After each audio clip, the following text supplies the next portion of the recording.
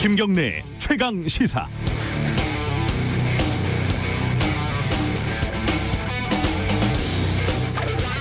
국회에 드나들려면은 당연히 출입증을 발급받아야 하고 정당한 사유가 있어야겠지요. 예를 들면 아무개 의원실 보좌관을 만나고 싶다. 그래도 그쪽에서 거부하면 출입증을 못 받게 됩니다. 뭐 이런 장애 없이 국회를 자유롭게 드나들 수 있는 방법은 뭘까요? 물론 국회의원이 되면 제일 좋겠지만 그건 좀 어렵고 차선으로 국회에 취직하면 또 좋겠지만 그것도 쉽지는 않습니다. 가장 좋은 방법 중에 하나는 출입기자로 등록을 하는 겁니다. 그럼 무사 통과죠. 제가 일하는 뉴스타파도 취재 때문에 좀 많이 불편해서 출입기자로 등록을 하려고 한 적이 있었는데 그게 일주일에 기사 몇 건 이런 제한 조항들이 있어가지고 저희 같은 탐사보도 매체는 이걸 맞추기가 힘들었어요. 그래서 결국을 포기했습니다.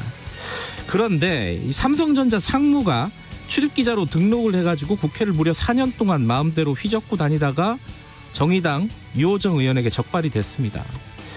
억울한 거 하나, 그 언론사는 도대체 뭐 하는 곳일까요? YTN 기자가 언론사 주소지에 찾아갔더니 무려 생선구이집이라고 하는데 이 출입 등록이 사실 이렇게 쉬웠구나.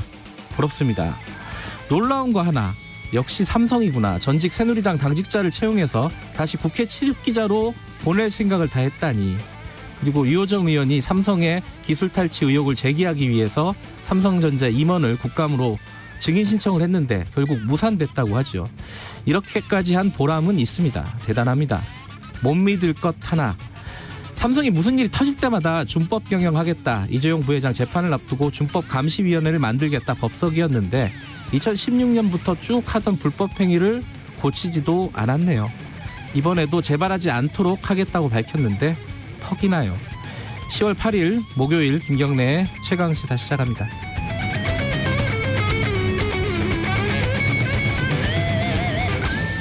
김경래 최강시사는 유튜브 라이브 열려 있습니다. 실시간 방송 보실 수 있고요. 샵 9730으로 문자 보내주시면 저희들이 공유하겠습니다.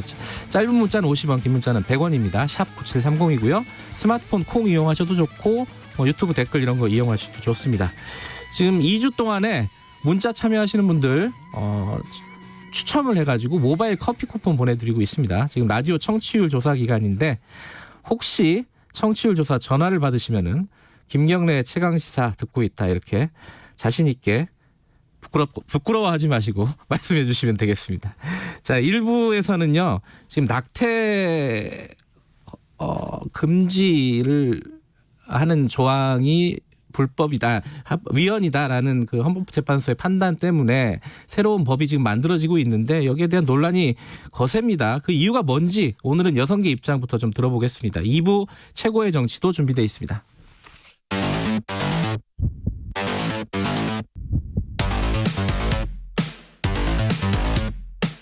오늘 아침 가장 뜨거운 뉴스 언박싱. 청취율 조사 기간이라서 이제 라디오 프로그램에서 이런 얘기들 많이 하잖아요. 네. 얘기하기가 좀 민망하긴 한데 그래도 해야 됩니다. 이게 지금 한참 올라가고 있는 기세이기 때문에 이 기사를 살려서 자, 쭉쭉 가보겠습니다. 자, 뉴스 언박싱 민동기 기자 나와 있습니다. 안녕하세요. 안녕하십니까. KBS 김양수 기자 나와 있습니다. 안녕하세요. 네, 안녕하세요. 저는 항상 김경래의 최강 시사를 듣고 있습니다. 그런데 저한테는 전화가 안 오더라고요. 저도 안 옵니다. 저도 안 오더라고요. 네. 누구한테 조사를 하는 거예요? 저도 그게 궁금합니다. 네. 국감에서 이런 걸 해야 되는 거 아닌가? 네, 그게 궁금합니다. 자, 국감이 한참 진행 중인데 제가 오늘 아침 신문들을 쭉 보니까 이 국감 풍경을 찍어놓은 사진이 인상적이더라고요. 작년 사진하고 올해 사진하고 완전히 달라요, 그죠?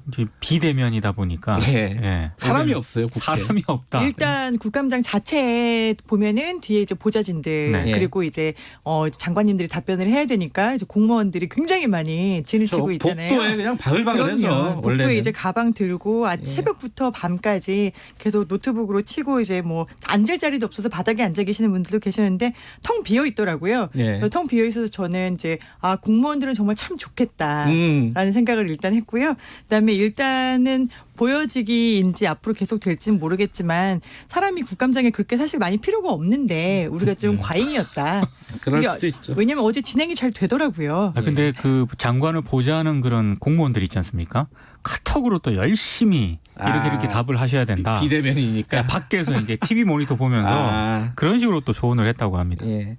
국감에서 여러 가지 얘기들이 좀 나오고 있는데 이게 약간 뭐랄까요 돌출적인 사건이라고 할까요? 제가 오프닝에서 말씀드린 게 이호정 의원이 국감 자리에서 이 얘기를 폭로를 했죠. 네. 저 이해가 잘 되지가 않는 부분이에요. 간단하게 뭐 얘기 정리하고 가지고 민동기 기자 정리해 주시죠. 그러니까 유호정 의원이 기자회견을 열었는데요. 예. 삼성전자 중소기업 기술 탈취 관련 민원을 접수를 받았다고 합니다. 예. 그래서 이걸 사실 확인을 위해서 삼성전자 부사장을 증인으로 신청을 했는데 그 이후에 갑자기 삼성전자의 간부 한 사람이 매일같이 오더래요. 대관 업무하는 사람이었겠거니 생각했겠죠. 그래서 처음에. 이제 예. 의원실에서 출입경이 알아봤겠죠. 근데 매일같이 오니까. 네. 한 언론사의 기자 출입증을 가지고 들어왔다고 합니다. 그래서 의원실 쪽에서 국회 상시 출입 기자 명단에서 해당 간부 이름을 쉽게 찾을 수 있었다라고 하고요. 네. 근데 검색을 통해서도 알아보니까 전 새누리당 당직자였다라고 해서 도대체 그럼 이 사람 정확한 신분이 뭐냐를 두고 어제 한참 좀 소동이 좀 벌어졌습니다. 그 실제로 그 삼성의 임원은 맞는 거죠? 그게? 그렇습니다. 임원은 예. 맞는 삼성에 거고. 고용된 사람은 맞는 거고 그리고 기자증을 달고 있었다고 했잖아요. 그래서 그 해당 매체가 있는 곳을 찾아가 봤더니 생선구이집이었다라고 얘기를 하는데 이게 사실 굉장히 쉬운 일이에요. 저희 저널리즘 토크쇼 제이도 인터넷 언론으로 등록을 한번 해봤거든요. 아 진짜요? 네. 어떤 혜택이 있는지 아니면 이거 정말 약간 뭐가 있는지 아무나 해주는 건지 뭐 이게. 해봤더니 예. 네, 등록하는데 30분도 안 걸리더라고요. 그냥 이름만 정해가지고서는 올리면은 등록이 자동으로 됐고 그래서 인터넷으로 해서 언론사 등록을 하는 게 너무 쉽기 때문에 우리나라에 이제 등록되어 있는 매체 수가 엄청나게 많습니다. 네. 근데 그 매체들 중에서는 이렇게 유령 매체인 경우 그리고 사실은 이제 팔을 비틀어서 광고를 따먹는 경우 이런 경우가 허다하다라는 그런 문제점들이 있는 거죠. 근데 이 매체는 진짜 이상한 게요.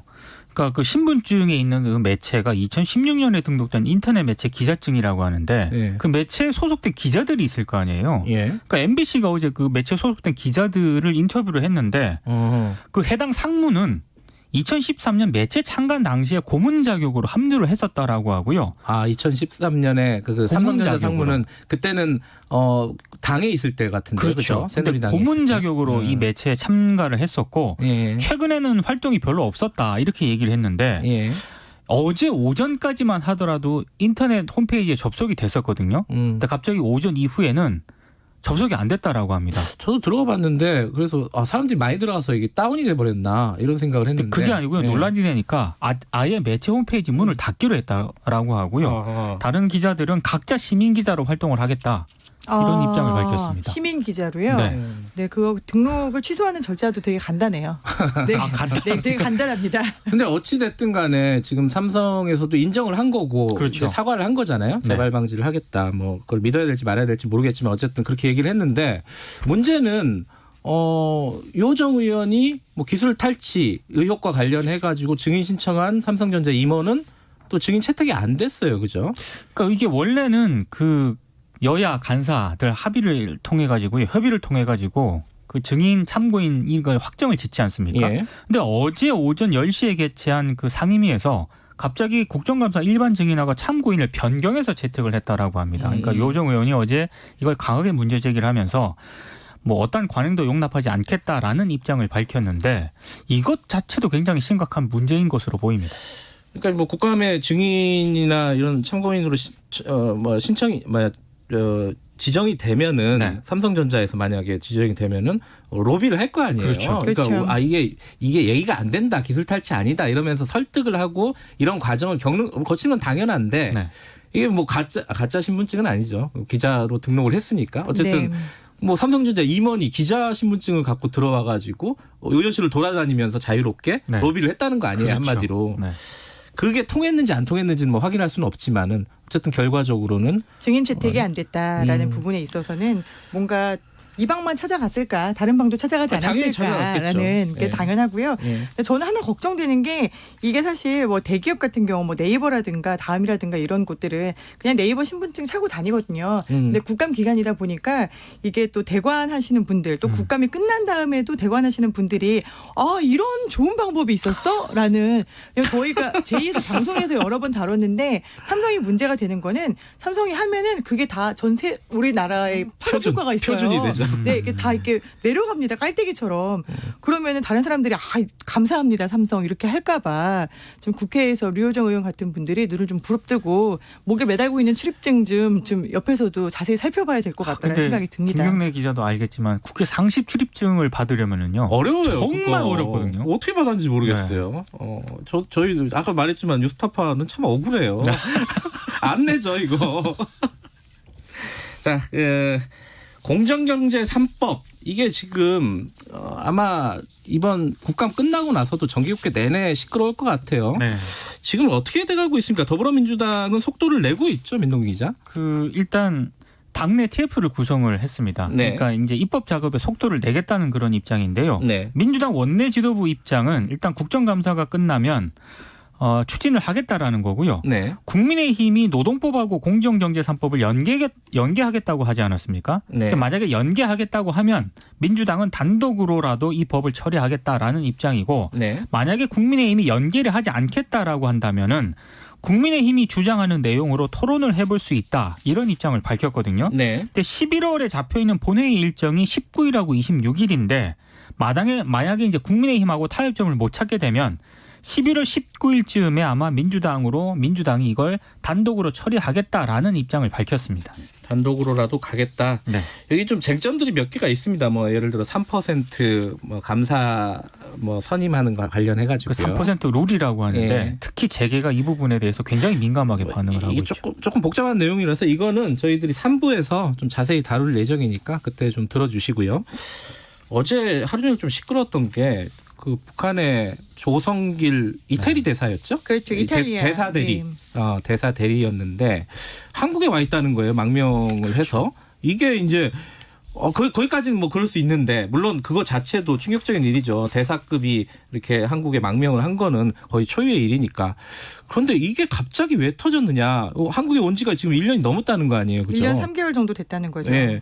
이게 지금 그 경위 같은 것들이 어제 좀 논란이 많이 됐었는데 김양순 기자가 좀 정리를 해 주시죠. 네, 이게 갑자기 터진 게 국감 전날 네. 이제 이분이 조성길 이제 이탈리아 대사 대리가 예. 한국에 망명해 있다라고 터진 게 이분이 뭐 김정은 그리고 이제 북한 지도부들의 사치품을 밀수하는 담당자였다. 그 통로를 가장 잘 알고 있는 사람이었다라는 것 때문에 이분이 이탈리아에서 잠적을 했을 때 굉장히 논란이 많이 됐었어요. 기사화도 많이 됐었고. 어디 간 거냐? 네, 그렇죠. 네. 과연 어디 갔을까? 네. 어느 나라로 갔을까? 북한에서는 알고 있을까? 그래서 당시에도 이탈리아에 남아있는 딸이 있었는데 이 딸은 북한에서 데리고 간다. 근데 북한에서 데리고 가는 게 딸이 원했다라고 북한 측은 주장했는데 또 이게 사실이냐라고 또 인권 논란까지도 있었던 부분이거든요. 네. 이게 수면 아래에 있다가 JTBC의 단독 보도로 이 조성길 대사 대리가 한국으로 망명해서 현재 한국에 거주를 하고 있고 엊그제 보도가 그렇죠. 나온 거죠. 엊그제 이틀 네. 전이었어요. 네. 그게 이제 벌써 1년이 넘었다라는 게 터집니다. 여기에 대해서 야당과 일부 보수 언론이 이거 이제 연평도 공무원 피격 사건 같은 거 물타기 하려고 정부에서 너네 일부러 리크한 거지, 즉 유출시킨 거지라는 이제 음모론을 제기를 하기 시작해요. 네. 그래서 오늘 아침까지만 해도 어제도 그렇고 일부 이제 신문의 사설에서는 정부가 이렇게 북한 국민이라고 막대해도 되는 건가?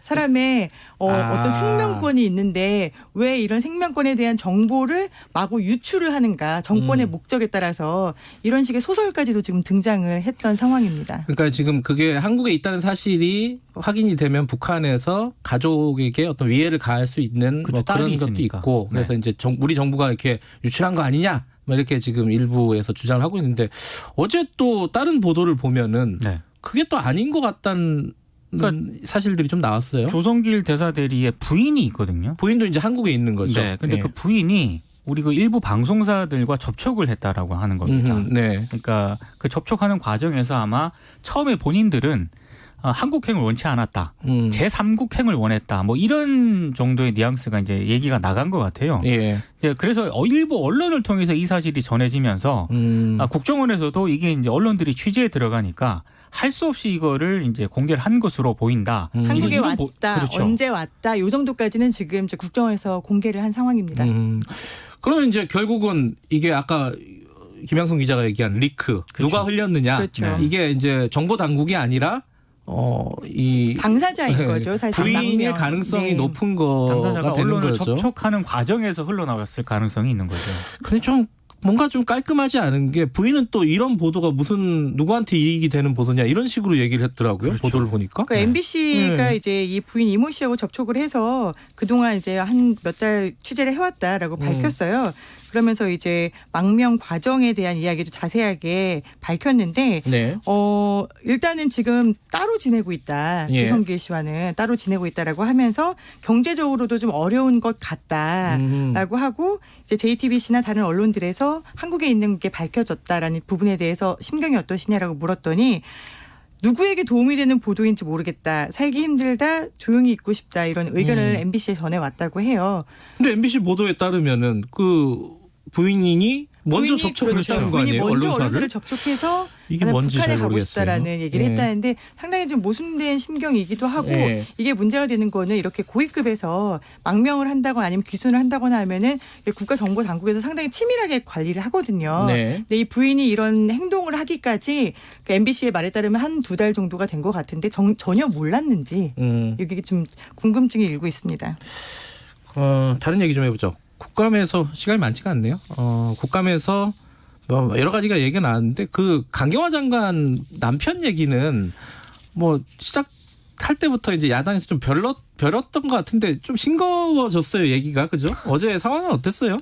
근데 강경화 장관이 이제 시작하면서 선제적으로 사과를 했어요. 네. 일단 국민의당 이태규 의원이 고위공직자로서 이렇게 개인의 기본권을 억압하는 듯한 위험천만한 발언까지 하면서 협조를 요청했는데 배우자는 뭐 면책이 있었던 거냐 벗어나지 않았냐라고 했더니 이렇게 얘기합니다. 아 정말 개인 사이기에 말씀드리기 못합니다만 네. 제가 말린다고 해서 말려질 사람이 아니고요 라고 했는데 이 태도가 사실 정말 너무 내가 정말 어쩔 수 없다라는 게 되게 진심으로 드러나는 태도였어요. 그렇죠. 그러다 보니까 국감장에서 빵 터졌고요. 의원분들이 심지어 질문을 했던 이태규 국민의당 의원이 이 태도 되게 좋다. 아, 그래요? 네. 이 태도는 되게 칭찬할 만하다라고 추미애 장관보다 훨씬 낫다. 여기서 또 추미애 장관이 네, 나오는군요. 칭찬까지 하는 그런 해프닝이 벌어졌습니다. 그 이미선 헌법재판관은 이제 인사청문회 과정에서 이 주식을 많이 해가지고 좀 약간 논란이 있었잖아요. 그때도 35억대. 30억이 넘었어요. 주식 거래가. 35억대 주식 투자로 논란이 좀 빚어져서. 근데 나중에 지금 이제 한 1년 넘었나요? 지금? 1년 1년 조금 안 정도 됐죠. 됐죠. 이제. 예. 근데 다시 주식을 하고 있다 이런 보도가 있어요. 그러니까 국회 법사위 국민의힘 김도부 의원이 이제 그 또 재산 변동 현황을 분석을 했거든요. 예. 근데 지난 3월 기준으로 또 1억 6,306만 원 가량의 주식을 보유한 것으로 확인이 됐는데요. 이건 직무 관련성이 없는 외국 기업 주식이라고 하고요. 특히 그 남편 있지 않습니까? 남편이 한 거다. 예, 변호사인데 이 남편이 매입을 했다라고 합니다. 근데 이제 김도부 의원 지적은 아니 그렇게 주식 때문에 홍역을 치렀는데 1년도 채 되지 않은 시점에서 다시 주식 거래를 했는데 이건 좀 문제가 있다. 이게 이제 김도부 의원의 지적입니다. 잘 모르겠어요. 그 이제 국내 주식도 아니고 해외 주식이고 또 남편이 한 거고. 주식을 다시는 안 사겠다 뭐 이런 각서를 쓴 것도 아니고요. 그렇죠. 사실 이제 청문회 과정에서는 갖고 있는 주식들 문제가 된다면 전량 매각하겠다라고 했고 그때는 좀 실제로 내부 정보 이용했다 이런 네, 의혹들이 좀 맞습니다. 있었잖아요. 내부 정보 때문이었고요. 실제로 해당 주식을 매각을 했습니다. 근데 재밌는 건 어제 이제 주식거래 사이트나 아니면 이제 커뮤니티가 되게 많잖아요. 네. 거기에서 이 이미선의 남편이 도대체 어떤 주식을 샀느냐라고 오모 변호사가 샀던 주식들의 종목을 묻는 그런 해프닝이 벌어지더라고요. 무슨 일 생기면 이게 맛집이 그 사람이 간 식당이 어디냐 그렇죠. 이런 거랑 좀 비슷한 거구나. 알겠습니다. 여기까지 듣겠습니다. 고맙습니다. 고맙습니다. 고맙습니다. 민동기 기자 그리고 KBS 김양순 기자였습니다. 김경래 최강 시사 듣고 계시고요. 7시 39분입니다. 할로윈 오늘 전국적으로 맑은 날씨가 예상됩니다. 이런 가운데 기온은 부쩍 오르겠습니다. 아침 공기도 어제보다는 조금 덜 차갑게 느껴지는데요. 어제 아침보다 2, 3도가량 높고 한낮에 기온이 오르게 되면 순천 25도, 서울, 대전, 광주는 24도로 활동량이 많다면 조금은 더울 정도로 기온이 오를 것으로 보입니다. 건강 잘 챙기시는 것이 좋겠습니다. 맑은 날씨, 일교차 큰 날씨와 더불어 동해안과 경상남도 남해안, 제주도 지방에서는 글피까지 너울을 주의하시는 것이 좋겠고요.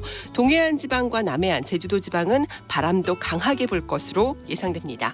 지금 서울 기온은 12.6도입니다. 지금까지 날씨 정보 윤지수입니다. 다음은 이 시각 교통 상황 알아보겠습니다. KBS 교통정보센터의 김민희 씨입니다. 네, 아침 일찍부터 사고가 잇따르고 있습니다. 남해고속도로 순천 쪽으로 산인분기점 부근 1차로에서는 사고 처리 작업을 하고 있습니다. 수도권 제일순환고속도로 일산에서 판교 쪽으로는 계양에서 송내 사이로 정체 일찍부터 시작됐고요. 더 가서 하기분기점 부근에서도 사고가 나면서 5차로가 막혀 있습니다. 정체는 뒤로 평촌나들목부터 이어지고 있습니다. 반대 구리에서 판교 쪽으로는 구리에서 상일 사이로 7km 구간에서 정체고요. 이후 판교에서 일산 쪽으로는 장수에서 송내 사이와 또 김포요금소 일대로 속도 줄여 지납니다. 서울시내 동부간선도로 도심 쪽으로는 먼저 상계교에서 월릉분기점까지 정체되는데 이 월릉분기점 부근 2차로에는 고장난 차가 서 있습니다. 더 가서도 중랑교에서 성수분기점까지 더딘 흐름 이어지고 있습니다. KBS 교통정보센터였습니다. 최강 시사.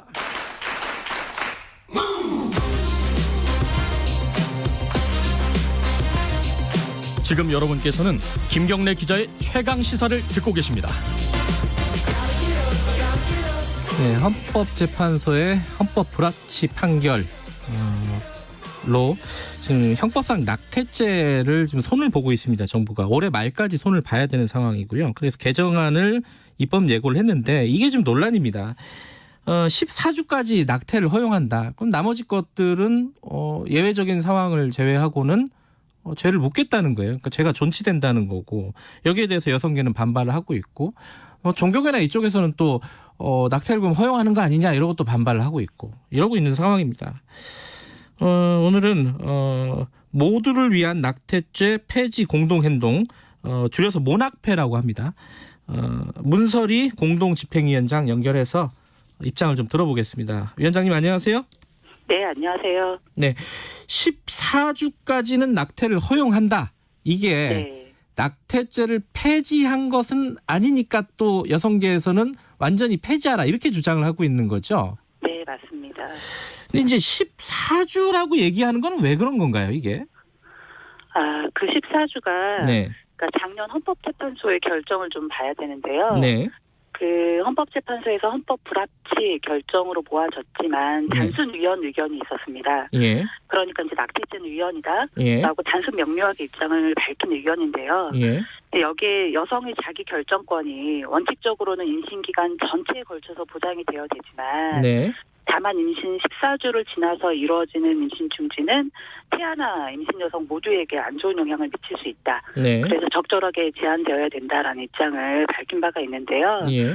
근데 이게 임신 14주 이후에는 낙태를 하면 처벌해야 된다라는 게 아니라 네. 건강을 해치지 않게 주수에 적합한 의료 행위가 필요하다라는 게 핵심인데 네. 그러니까 예를 들어서 저희 모낙태에 함께 해주시는 산부인과 전문의 선생님들이 계시거든요. 네. 그런데 이제 그분들 말씀으로는 후기 낙태는 그러니까 14주 이후에 후기 낙태는 물론 후기 낙태까지 가지 않는 게 제일 좋지만 부득이하게 후기 낙태가 필요한 경우에는 무리하게 인공임신 중절 시술을 하지 않고 네. 뭐 예를 들어 유도분만이나 여러 가지 방법들이 있을 수 있다 이런 의견을 주시기도 했어요. 그런데 어제 발표된 이 정부 개정안이 임신 14주까지는 여성의 자기 요청에 의해서 임신 중지가 허용이 되고 네. 그 다음에는 각종 사유와 절차 기준을 새롭게 둬서 제한하겠다라는 건데 말로는 헌법재판소 결정 취지를 충분히 반영했다라고는 하시지만 네. 저희가 볼 때는 전혀 그 참뜻을 이해하지 못하고 그냥 기계적으로만 갖다 붙였다라고밖에 생각이 되지 않습니다. 근데 이제 여기서 이제 여러 가지 사회적인 논란들이 있는데 가장 좀 네네. 궁금한 게 여성계 입장을 좀 들어보고 싶은 게 네. 이제 14주까지는 어쨌든 낙태, 임신 중단을 허용을 한 거잖아요. 한 건데 네네. 그러면 그 나머지 것도 다 풀어버리면은 네. 이게 이 태아의 생명권이라고 할까요? 뭐 이런 네네. 부분들이 너무 위태로워지는 거 아니냐? 뭐 네네. 이런 부분들과 낙태가 너무 광범위하게 벌어지는 거 아니냐? 이런 얘기들을 하는 쪽이 있어요. 여기에 대해서는 뭐라고 네. 생각하십니까? 일단은 이제 뭐 낙태가 너무 무분별하게 이루어진다라는 네. 거는 현실을 잘 모르고 우려를 하시는 것 같아요. 예. 실제로 이제 여성 당사자들 같은 경우에는 이게 또 내 몸의 일이기도 하기 때문에 네. 최대한 빨리 안전하게 이 일을 좀 종결짓고 싶다라는 것이 대부분의 상식이고요. 네. 네. 그리고 이제 주스 관련해서 조금만 뭐 임신 14주가 많이 이슈가 된 상황이라서 조금만 더 네. 말씀드리면 사실 임신 초기, 중기, 말기 이렇게 구분을 하잖아요. 네. 그런데 이제 14주는 초기에 해당하는데 이제 임신을 했을 때 의사 선생님이 이제 묻죠. 마지막 생리 언제 했냐. 이렇게 여성의 답변을 기준으로 주수를 대략 정해서 적절한 의료 행위를 하기 위한 참고사항으로 삼는 건데 네. 이게 법적 처벌 기준이 된다라는 건 매우 위험한 일입니다. 예. 그러니까 그러면 뭐 초음파로 태아 크기나 몸무게 잴 수 있는데 그렇게 할 수 있다라고 하시는 분들도 있는데 예. 태아의 발달 상태는 임신 여성의 영양 상태나 여러 가지 이유에 의해서 차이가 있죠. 네. 그래서 14주, 15주, 14주까지는 되고 15주부터는 안 되고 뭐 이렇게 하는 것은 명확하게 구분하기가 굉장히 쉽지가 않고 네. 그런데 법 같은 경우에는 대단히 엄격한 기준으로 처벌 요건을 정해야 되는데 예. 이런 원칙에 비쳤을 때 주스 기준으로 처벌을 차등적으로 규정한다라는 거는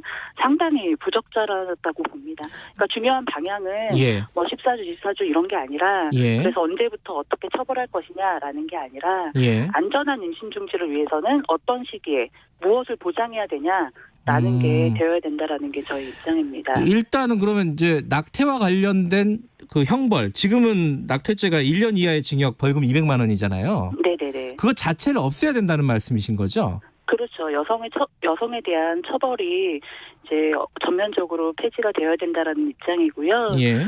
그리고 이제 그래도 14주까지는 허용이 됐는데 왜 이게 퇴행이냐? 그렇게 생각하는 분들도 일부 있는 것 같아요. 예. 예, 그 부분에 대해서 또 말씀드리면 네. 이게 이제 14주 이후에는 이제 차등적으로 사유라든지 네. 절차라든지 허용 요건을 이제 통과하면 네. 가능하다라는 건데 저희가 봤을 때는 처벌의 기준이 더 구체화되고 또 네. 추가되었다. 그래서 명백한 퇴행이다라는 겁니다. 음흠. 그러니까 상담 절차를 두고 숙려 기간을 갖도록 하는 게 여성에게는 적절한 정보를 제공하는 기회이기 때문에 자기 결정권을 보장했다라고 정부는 그렇게 어제 보도를 하셨던데요. 네. 전혀 그렇지가 않습니다. 뭐 내가 임신 중지를 심사숙고해서 결정을 했는데 정말 이건 누가 대신해 줄 수 있는 결정이 아니잖아요. 네. 그런데 지정 기관에 가서 서면으로 허락을 구해야 된다.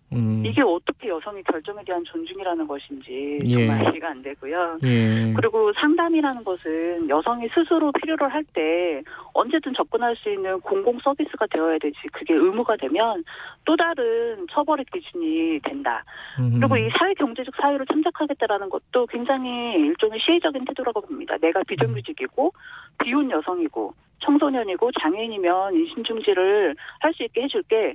라는 거는 그 반대로는 뭐 당신은 좋은 엄마가 될 수 있다 아니다라는 것을 국가 사회가 결정한다는 건데요. 예. 네, 그래서 명백한 권리 후퇴다라고 보고 있습니다. 예. 뭐 이 관련해서 한 번만 더 질문을 드릴게요. 그 종교계에서 특히 우려하는 것들은 네. 이게 일정 정도 태아가 자란 경우, 그러니까 뭐 임신 말기나 이런 정도가 네. 되면은 그때 낙태를 할 수 있게끔 해주는 거는 법적으로. 네네. 이거는 너무 이 생명에 대한 존중을 해야 하는 거 아니냐. 이게 이제 종교계의 대표적인 주장이거든요. 이거는 네네. 어떻게 봐야 돼요? 일단은 이제 우려하는 부분이 두 가지일 텐데요. 하나는 네. 뭐 생명, 하나는 후기에 가면 여성도 힘들지 않냐. 네. 근데 이제 먼저 태아의 건강, 안전, 행복에 대해서는 이제 그렇게 될 수 있는 여건 조성은 당연히 필요하죠. 네. 그런데 낙태죄를 그대로 둔다고 태아의 생명이 존중된다라는 건 아니다라는 사실을 말씀드리고 싶고요. 네. 이러한 사실은 지난 헌재 결정문에서도 충분히 언급이 되어 있어요. 그래서 지금 우리가 이 상황에서 소모적으로 찬반 양론으로 대립을 하기보다는 네. 아이들을 안전하고 행복하게 성장할 수 있는 그런 사회적 환경을 우리가 어떻게 만들 거냐. 사실 지금 코로나 상황에서 방치되고 위험에 처하는 아이들이 정말 많잖아요. 네. 그러면 생명 존중을 위해서 주목해야 될 것은 낙태죄를 존치시키냐 이거를 폐지해야 되냐라는 부분에 있어서 존치가 되어야지 생명이 존중된다라는 게 아니라 네. 오히려 다른 주목해야 될 부분은 따로 있다라는 생각이 들고요. 네. 그리고 강조드리고 싶은 부분은 뱃속의 태아의 건강과 안전 그리고 이 아이가 커서 미래에 어떻게 행복하게 살 수 있을까라는 것을 제일 먼저 많이 생각하는 것은 다름 아니라 임신한 여성입니다. 그래서 그런 여성의 결정은 그 자체로 존중돼야 된다라는 사실 역시 말씀드리고 싶고 예. 네, 후기 같은 부분에 이제 그래서 여성의 건강도 좀 어렵지 않냐라는 것은 그래서 저희 문학회는 이제 낙태죄 폐지와 더불어서 성과 재생산의 권리가 필요하다라고 일관되게 주장을 해왔는데요. 그건 구체적으로 어떤 뜻이죠? 예. 네, 이게 무슨 말이냐면 그러니까 여성이 스스로 임신 여부를 결정할 수 있는 지식과 정보가 주어져야 된다라는 거고 그리고 피임 교육이 의무 교육 기관에 포괄적으로 이루어져야 된다. 일단 뭘 알아야지 네. 내 몸을 내가 통제할 수 있는 거잖아요. 네. 그리고 원치 않는 임신을 하게 됐을 때 예. 가급적 초기에 적절한 조치가 취해질 수 있는 공공의료 인프라가 필요하다. 음성적으로 뭐 초록색 창에서 막 찾고 이런 게 아니라 네. 정말로 접근이 가능한 그런 안전한 의료 서비스가 있어야 된다라는 거고 그리고 이제 뭐 정보에 접근했을 때 이제 약물 임신 중지라든지 안전한 시술을 위한 의료 서비스에 경제적 부담이라든지 사회적 낙인 없이 네. 접근할 수 있어야 된다라는 입장입니다. 그 법무부에서 애초에 양성평등위원회에서 이 안을 내놨을 때는 완전 폐지를 권고를 했지 않았습니까? 그죠? 네네. 근데 그 안이 왜 이렇게 바뀐 거라고 보십니까? 아무래도 이게 사회적으로 이제 좀 민감한 부분이기 때문에 네. 그래서 이제 이런 절충적인 안을 내셨다라고 봐요. 네. 사실 이 14주를 둘러싸고 양쪽에서 다 반대를 하고 있잖아요. 그렇죠. 예. 네. 그래서 굉장히 절충적인 의견을 냈다라고 보는데요. 저는 이제 이 부분에 대해서 굉장히 유감인데 사실 이제 헌법재판소에서 2019년 4월 11일 이후로 1년 이상의 시간을 주고 네. 이제 법을 개정하라라고 했던 것은 사실 당시에 이제 저희 입장에서는 한편으로는 이게 한시가 급한 일인데 왜 이렇게 미뤘나라는 네. 유감스러운 부분도 있었지만 또 한편으로는 그 시간 동안 사회적 공론화가 필요하다. 좀 합의를 해서 적절한 그런 뜻을 모아라라는 걸로 저희는 이해를 했어요. 네. 그런데 아까 앞서 말씀드렸던 것처럼 1년 6개월 동안 아무런 그런 공론화도 하지 않다가 예. 지금 거의 몇 개월 남기지도 않고 이렇게 절충적인 안을 낸 것 자체가 굉장히 문제적이다라는 생각입니다. 그 여성계라든가 예를 들어 뭐 문학회 같은 이런 단체들의 의견이 수렴되는 절차가 없었나요? 네, 뭐 수렴되는 절차는 거의 없었다라고 봐야겠고요. 예. 뭐 예를 들어서 이제 지금 형법 입법 예고 기간은 40일이니까 예. 다음 달 이제 16일까지 의견을 내라라고 해서 저희는 뭐 이제 최선을 다해서 관련한 의견을 내긴 할 텐데 네. 그런데 이제 모자보건법도 개정안이 나왔잖아요. 네. 그 부분을 좀 말씀드리면 이 부분은 좀 많이 모르시는 것 같아요. 예. 시간이 많지 않으니까 좀 간략하게 말씀해 주세요. 예. 네, 그러니까 모자보건법은 이달 20일. 까지만 의견 수렴을 한다는 겁니다. 그러니까 이게 보건복지부 소관 법령이라서 그렇게 해도 된다. 그런데 뭐 한글날이랑 주말 빼고 하면 일주일밖에 기간이 없는 거 아닙니까? 예. 그래서 이건 정말 너무한다. 의견을 전혀 듣지 않겠다라는 게 아닌가라는 점에서 절충적으로 결정을 하고 의견 수렴은 하지 않고 사회적 논란을 키운 상황에서 이것을 결정하겠다라는 게 굉장히 유감스럽다라는 입장입니다. 어쨌든 남은 기간 동안에 또 지금 입법 예고된 상황이니까요, 그죠? 의견을 좀 잘 수렴하는 절차가 있으면 좋겠습니다. 여기까지 듣겠습니다. 고맙습니다. 네, 감사합니다. 모낙폐, 낙태죄 폐지 공동행동 문설이 공동집행위원장과 얘기 나눠봤습니다. 1분 여기까지 하고요. 잠시 후 2부에서는 홍익표 의원 그리고 윤영석 의원과 함께하는 최고의 정치 준비되어 있습니다. 잠시 후 8시에 뵙겠습니다.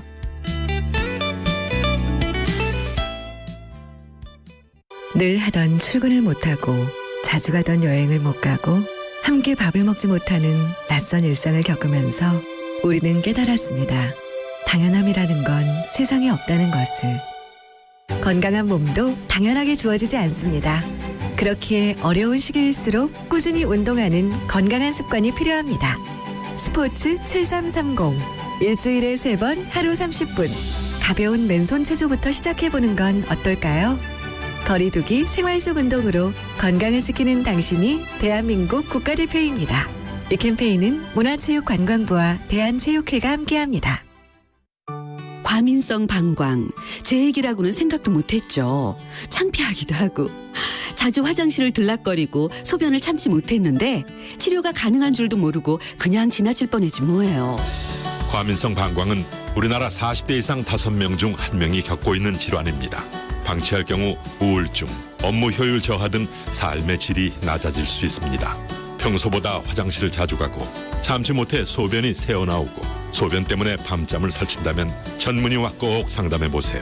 조기 진단 및 치료로 일상을 되찾을 수 있습니다. 과민성 방광, 충분히 여러분의 이야기일 수 있습니다. 말 같은 말.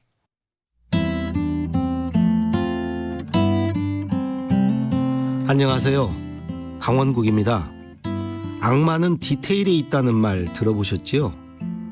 문제점은 세부 사항 속에 숨어 있다는 뜻입니다.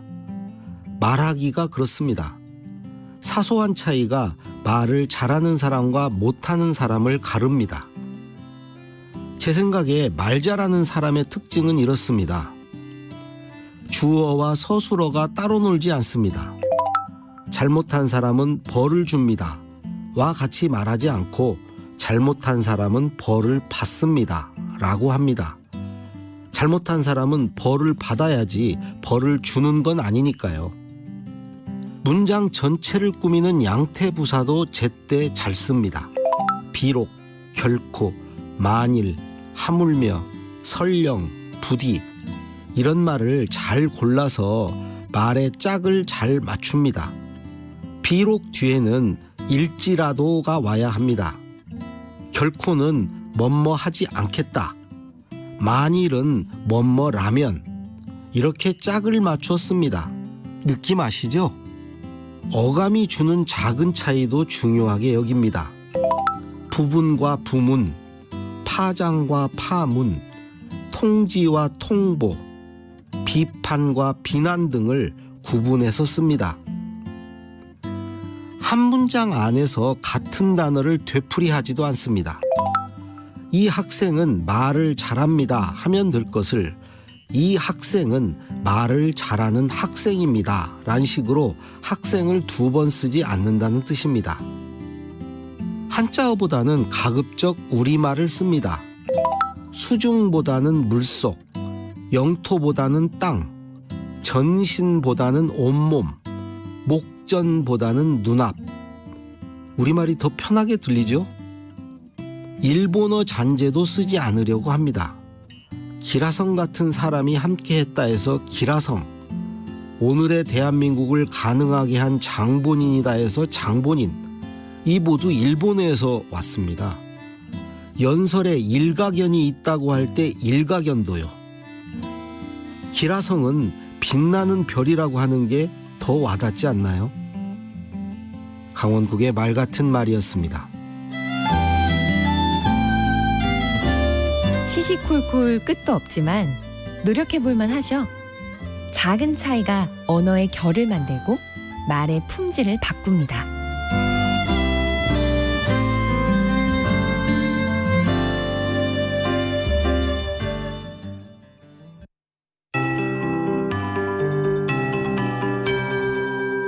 KBS 58분 날씨. 우리나라 동해안과 남해안, 제주도 지방은 바람이 강하게 불겠습니다. 이미 부산을 비롯한 경상남도 해안 지역에 강풍특보가 내려져 있고 조금 뒤 8시를 기해서 경주와 포항, 여수, 고흥, 완도까지 강풍주의보가 확대되겠습니다.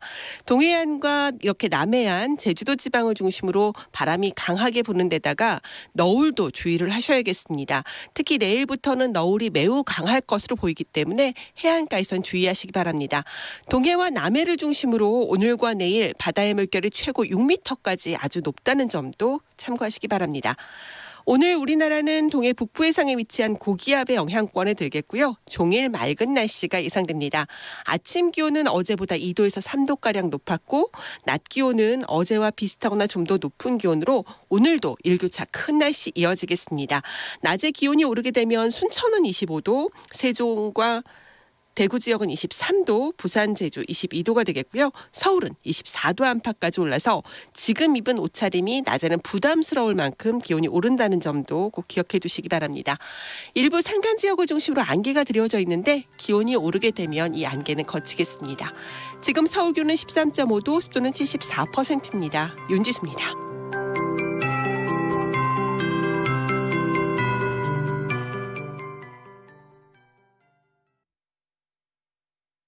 정성을 다하는 국민의 방송 KBS가 8시를 알려드립니다.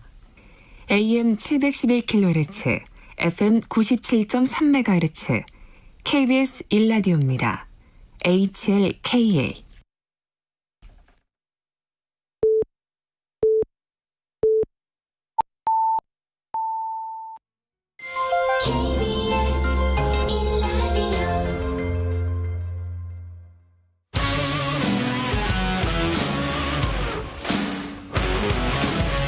뉴스타파 기자 김경래 최강 시사.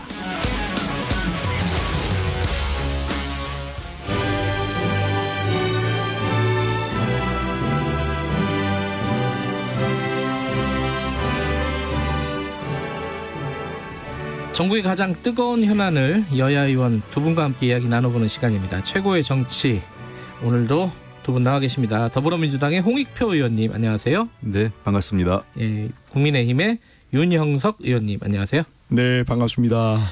윤 의원님은 산자위에 계시고, 그죠? 네네. 홍 의원님은 기재위 맞죠? 예, 그렇습니다. 바쁘시죠? 지금 뭐 국감이 어제 시작이 돼가지고 한참 바쁠 텐데, 그죠? 네, 그렇습니다. 어제 저희 기재위 같은 경우는 또 그 세종에서 해가지고 예. 한 11시쯤 끝나니까 집에 오니까 거의 1시가 다 됐더라고요. 한 2시간 걸리니까. 예. 예. 잠도 얼마 못 주무시고 나왔겠네요. 그렇죠? 윤 의원님도 뭐 마찬가지실 네, 어제 거고. 국감 첫날이었는데 예. 산자위도 아주 치열했습니다. 그래서 첫날이다 보니까 밤 12시까지 어제 공방을 벌이고 또 오늘은 이제 중소기업청하고 이렇게 특허청을 하기 때문에 오늘도 아마 상당히 좀 밤늦게까지 하게 되지 않을까 생각합니다.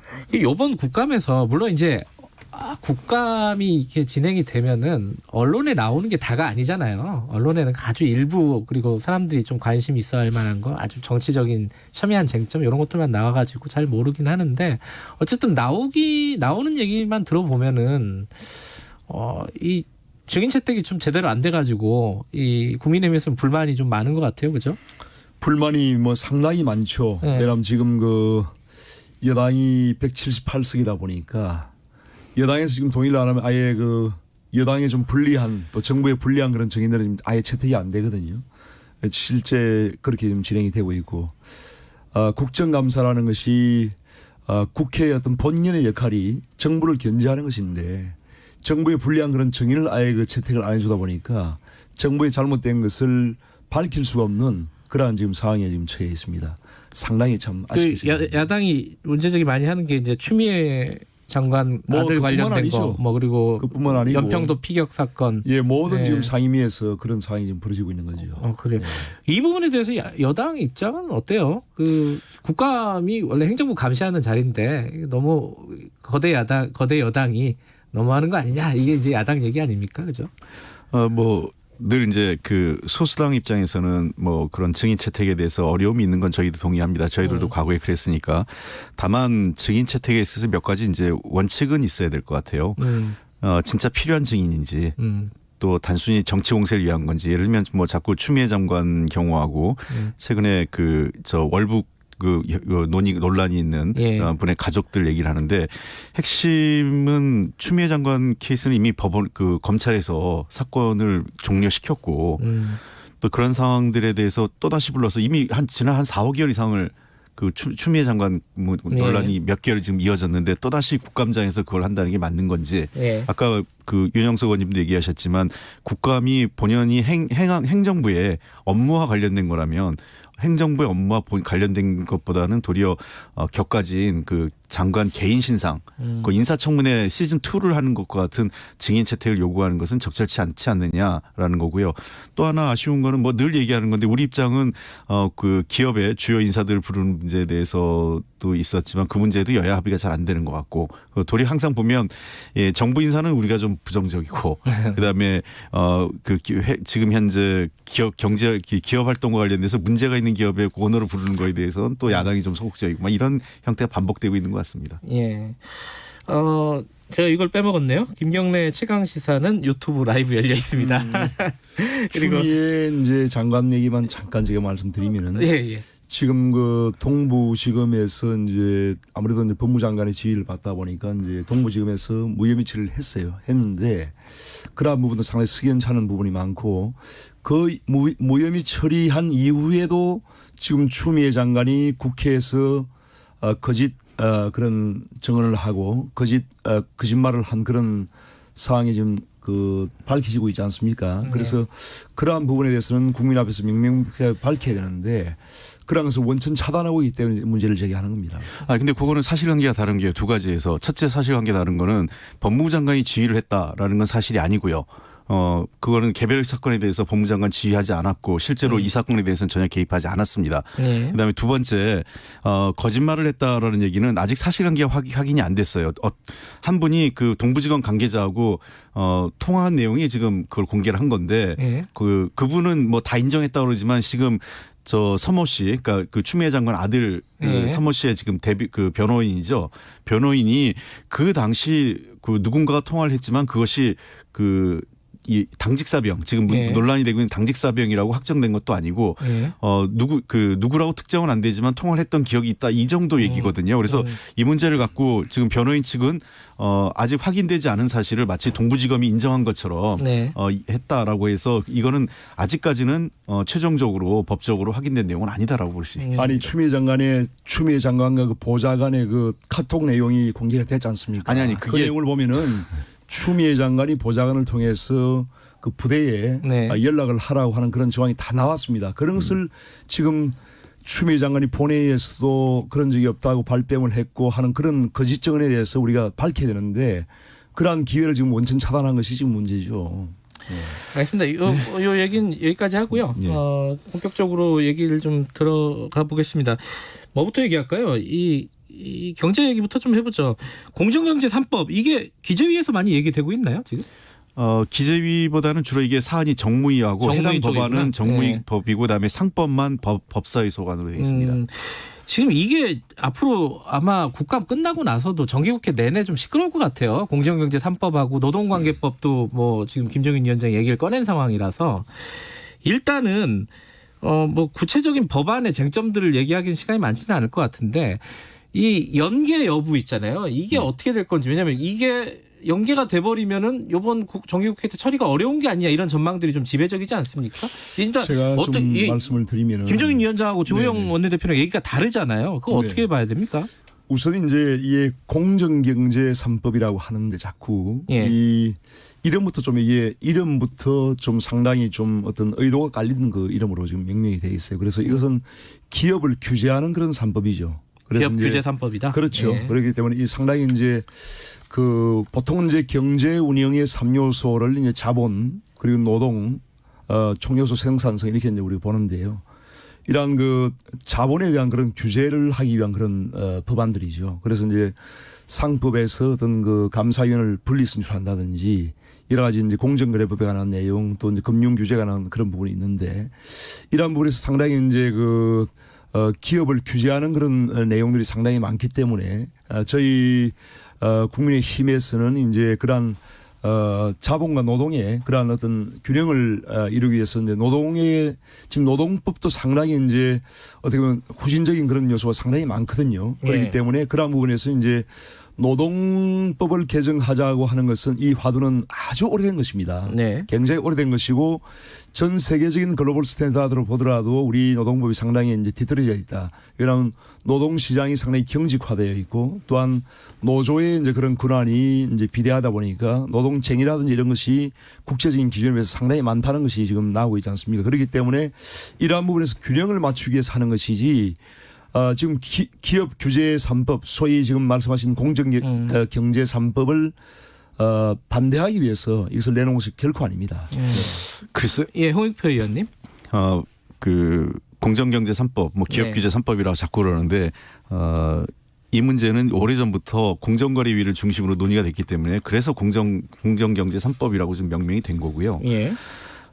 문제가 되는 것은 김종인 위원장의 말씀과 조영 원내대표의 말씀이 좀 다른 것 같아요. 그러니까 네. 그 지금 국민의힘 입장에서는 내 마음 나도 몰랐는데 그 예를 들면 김종인 비대위원장 같은 경우는 원래부터 이 소신이 그 공정경제 3법에 대해서 통과시켜야 되는 소신이 원래부터 있었습니다. 예. 사실은 박근혜 대통령 만들 당시 2012년에 거기에 들어갔다가도 네. 이게 법이 좌절되면서 박근혜 대통령하고 멀어지게 된 거고요. 예. 대선 과정에선 하겠는데 정권 잡고 안 하겠다고 했고 예. 그리고 약간 오해가 있지만 우리 당에 들어왔을 때도 이 법이 제대로 추진이 안 돼서 뭐 나갔다 이런 얘기는 하시는데 그 당시에는 우리 당이 2010년 그 20대 국회에서는 단독으로 처리할 수 없는 상황이었죠. 네. 이번에는 어쨌든 우리가 단독으로도 할 수 있지만 야당까지 같이 그 김종인 위원장이 힘을 실어줘서 그 합의에 의해서 이루어진다면 가장 모양새가 좋기 때문에 저희들은 하겠다고 하는데 아마 당내 내부의 반발이 있었던 것 같아요.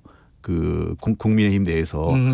그러니까 뭐 이것은 사실은 뭐 좌파들 법인데 왜 이걸 우리가 해줘야 되느냐라는 계속 그런 문제 제기를 하다 보니까 네. 김종인 위원장 입장에서는 내부를 달래기용 아닌가 싶어요. 그 내부 반발을 좀 달래기 위해서 네. 노동법도 같이 처리했으면 좋겠다. 그러나 분명히 얘기한 것은 연계된 건 아니다라고 그랬어요. 이것은 각자 별개로 추진하자는 건데 그 조영 원내대표는 명확하게 얘기하지 않지만 사실 연계될 수 있는 듯이 얘기했습니다. 예. 그러나 지금 현재까지 저희가 아는 입장은 이건 연계돼 있는 건 아니라 연계돼 있다고 공식적으로 누구도 얘기는 하진 않아요. 근데 함께 처리했으면 좋겠다라는 식으로 조영 원내대표는 얘기하고 있는 건데 저는 각각의 법안은 각각의 법안대로 논의해야 되지 연계하는 것 자체가 이게 과거 20대 국회 때 보였던 가장 구태 국회의 그 모습이라고 생각을 합니다. 공정거래 3법은 충분히 지난 10여 년 이상 우리 사회에서 논의가 됐던 법이고요. 제가 내용 다 설명할 필요도 없습니다. 예. 그러니까 아까도 알겠지만 그런 내용들에 대해서는 이미 그 전문가들 사이에서 그다음에 여야 간에 충분히 논의가 됐기 때문에 이 법에 대해서는 이제는 우리가 좀 더 그 공정한 경제 그리고 상생 협력 그다음에 일부 재벌 기업들의 과도한 권한 남용과 부패 행위들을 막기 위해서라도 이 법을 통과시켜 주는 것이 시대 정신이고 우리 당도 협의를 하겠지만 마냥 기다릴 수는 없다. 이 이낙연 대표도 말씀하신 내용이 그겁니다. 그 김종인 위원장도 연계를 안 하겠다라고 이제 입장을 처음에 밝힌 거고 제가 재밌는 표현이 그 한겨레신문에서 쓴 표현이 사설에서 이 공정경제 3법에다가 노동법을 끌어들이는 거는 밥 다 돼가고 있는데 생쌀 부어가지고 섞어버리는 거다. 이게 밥이 안 된다 이래가지고는 뭐 이렇게 얘기를 하던데 어떻게 생각하십니까? 이거 연계를 해야 된다고 보세요? 사실상 이제 기업 규제 3법 보다 노동법 어떤 노동 개혁에 대한 그런 화두는 훨씬 더 오래됐죠. 훨씬 더 오래된 것이고 사실은 훨씬 더 우리 어떤 경제의 건강을 건강하게 만들기 위한 그런 법으로서 노동개혁은 굉장히 중요합니다. 지금 왜냐하면은 네. 지금 노동시장 구조가 완전히 1차 시장과 2차 시장으로 완전히 이렇게 이원화되어 있어요. 우리나라에. 네. 그래서 노동시장이 이중구조로 지금 완전히 왜곡되어 있는 그런 상황인데 예를 들면 소위 이제 1차 노동시장이라고 하는 그 대기업 정규직 그리고 이제 공무원 또 공기업 근로자 이런 경우에는 전체 그 임금 근로자의 약 한 2,100만 명 중에서 한 10% 정도 되는데 네. 이 10%의 노동자들이 결국은 전체 임금의 약 한 45% 이상을 가져가는 상당히 지금 그 불평등이 심화되어 있죠. 그래서 소위 이제 한 전체 상위 10% 정도 되는 이 대기업 정규직과 공기업 근로자 공무원들은 상당히 과보호되어 있고 나머지 90%의 비정규직들과 중소기업 영세 기업의 근로자들은 상당히 이제 보호받지 못하는 또 상당히 저임금이 시달리는 그런 지금 구조가 고착화되어 있거든요. 실제 보면은 그 근속 기간도 이 상위 10%에 있는 1차 노동시장에 근무하는 근로자들은 2차 시장보다 한 2.3배가 지금 길니다. 그리고 임금도 한 1.7배가 높아요. 평균적으로. 그렇기 때문에 이러한 그 노동시장의 이중구조를 혁파하기 위해서는 과보되어 있는 이 1차 노동시장의 그 노동 규제를 상당히 완화를 해야 됩니다. 그렇기 때문에 저희가 이제 지금 노동법을 저희가 갑자기 들고 놓은 것이 아니고 오래 전부터 이 부분은 일관되게 주장을 해온 것이죠. 자, 그렇기 근데, 때문에 이러한 부분을 격파하기 위해서 저희가 주장을 알겠습니다. 하는 것이에요. 자, 근데 지금 제가 마무리하겠습니다. 짧게요. 그 이제 노동 시장을 이번에 저희가 이제 계획을 하려고 하는 것은 지금 이제 코로나 19 시대에 지금 상당히 새로운 그런 업종도 많이 나오고 있고 또한 새로운 근무 형태가 많이 이제 지금 출현하고 있습니다. 특히 플랫폼 노동자라든지 그런 형태가 많이 이제 나오기 있기 때문에 이러한 변화하는 시대에 맞춰가야 됩니다. 그렇기 때문에 이 기업 규제 3법과 3법보다 훨씬 더 중요한 것이 사실 노동법 이 계획인데 이 부분을 이번에 꼭 해야겠다 하는 것을 저희가 강조합니다. 알겠습니다. 예. 글쎄요. 좀 늘 표현부터 그런데 기업에 대해서 뭘 하면 다 규제라고 그러고 노동에 대해서 뭘 하는 건 다 개혁이라고 국민의힘에서는 반복적으로 그러는데 그 국민의힘이 그 자본가의 힘만 되지 말고 노동자도 힘이 좀 됐으면 좋겠습니다. 제가 좀 안타까운 것은 노동시장 개혁 저희들도 인정을 합니다. 필요하죠. 아까 지금 말씀하신 것처럼 일부 한 10% 정도 되는 대기업 노동자 중심으로 이 노동조합이나 이런 활동이 활발하게 이루어지다 보니까 상대적으로 중소기업 또는 중소기업의 노동자 또는 비정규직 노동자들이 불이익을 보고 있거나 노동시장에서 이 소외받고 있는 것도 저희들도 알고는 있어요. 자, 그런데 이 문제를 근본적으로 해결하기 위해서는 지금 이런 거예요. 지금 상황이 아시다시피 코로나19도 있고 이전부터 2015년부터 경제 불황이 지속되면서 노동자들의 사회적 안전망이 매우 중요한 얘기가 되고 있습니다. 지금 안 그래도 지금 곳곳에서 해고와 그 퇴출로 인해서 노동자들이 어려움을 겪고 있는데 지금 도리어 더 노동시장의 유연성을 높이자 이거는 지금 중병으로 앓고 있는 사람한테 더 죽으란 얘기밖에 안 돼요. 지금의 핵심은 국민의힘에서 더 관심을 가져야 되는 것은 진짜 노동자의 힘이 되기 위해서는 저는 좋습니다. 그런 노동시장 개혁 해야 되는데 그 전제가 사회적 안전망을 어떻게 확충할 거냐. 최소한 실업이 됐을 때 직장에서 내몰렸을 때 우리 사회 같은 경우는요. 짧게는 3개월 길게는 6개월 내에 신용불량자 되고 가정이 파산됩니다. 그런 현상은 막아야 된다는 거고요. 또 하나 우리가 따라줘야 될 게 ILO 규약 해야 됩니다. 자꾸 노동 국제규약 글로벌 규범 얘기하는데 유일하게 우리가 글로벌 규약 규범이라고 할 수 있는 ILO에 대해서 안 해주고 있는 거예요. 비준을 안 하고 있죠. 안 하고 있는 거죠. 유엔에서의 공고사항이고 ILO 공고사항인데 ILO 규약 정도는 해주고 노동시장 개혁을 같이 해야 된다는 거죠. 그리고 세 번째 해야 될 게 뭐냐면 비정규직 문제. 그러니까 사실 이런 겁니다. 우리 사회에서 어느 사회든 비정규직은 있습니다. 그리고 비정규직 없앨 수가 없어요. 다만 비정규직을 하는 사람들이 정규직과 차이가 없어야 돼요. 그러니까 동일노동 동일임금 원칙에 대해서 해줘야 됩니다. 동일노동 동일임금 원칙 해야 되고 직장 내 차별금지 안 받게 해야 돼요.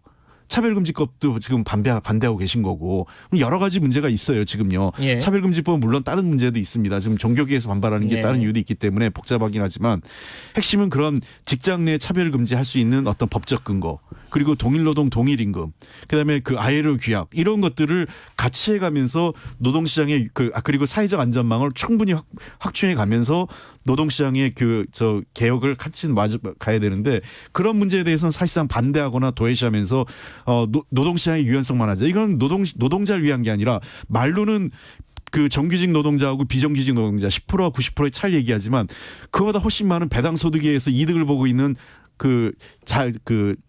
기업 집단의 일부 이사들 그리고 특히 재벌 기업들의 일가들이 배당 소득으로 어마어마한 소득을 가져가는 거에 대해서는 눈 감고 있고 그거에 대해서는 규제를 안 하려고 하는 거 아니겠어요? 그런 문제를 이번에 공정경제 3법으로 막자고 하는데 노동시장 개혁을 여기다 끌어들인다는 것은 엉뚱한 걸 물타기해서 실제로 하려는 걸 차라리 이럴 바에는 솔직하게 공정경제 3법 반대한다고 얘기하세요.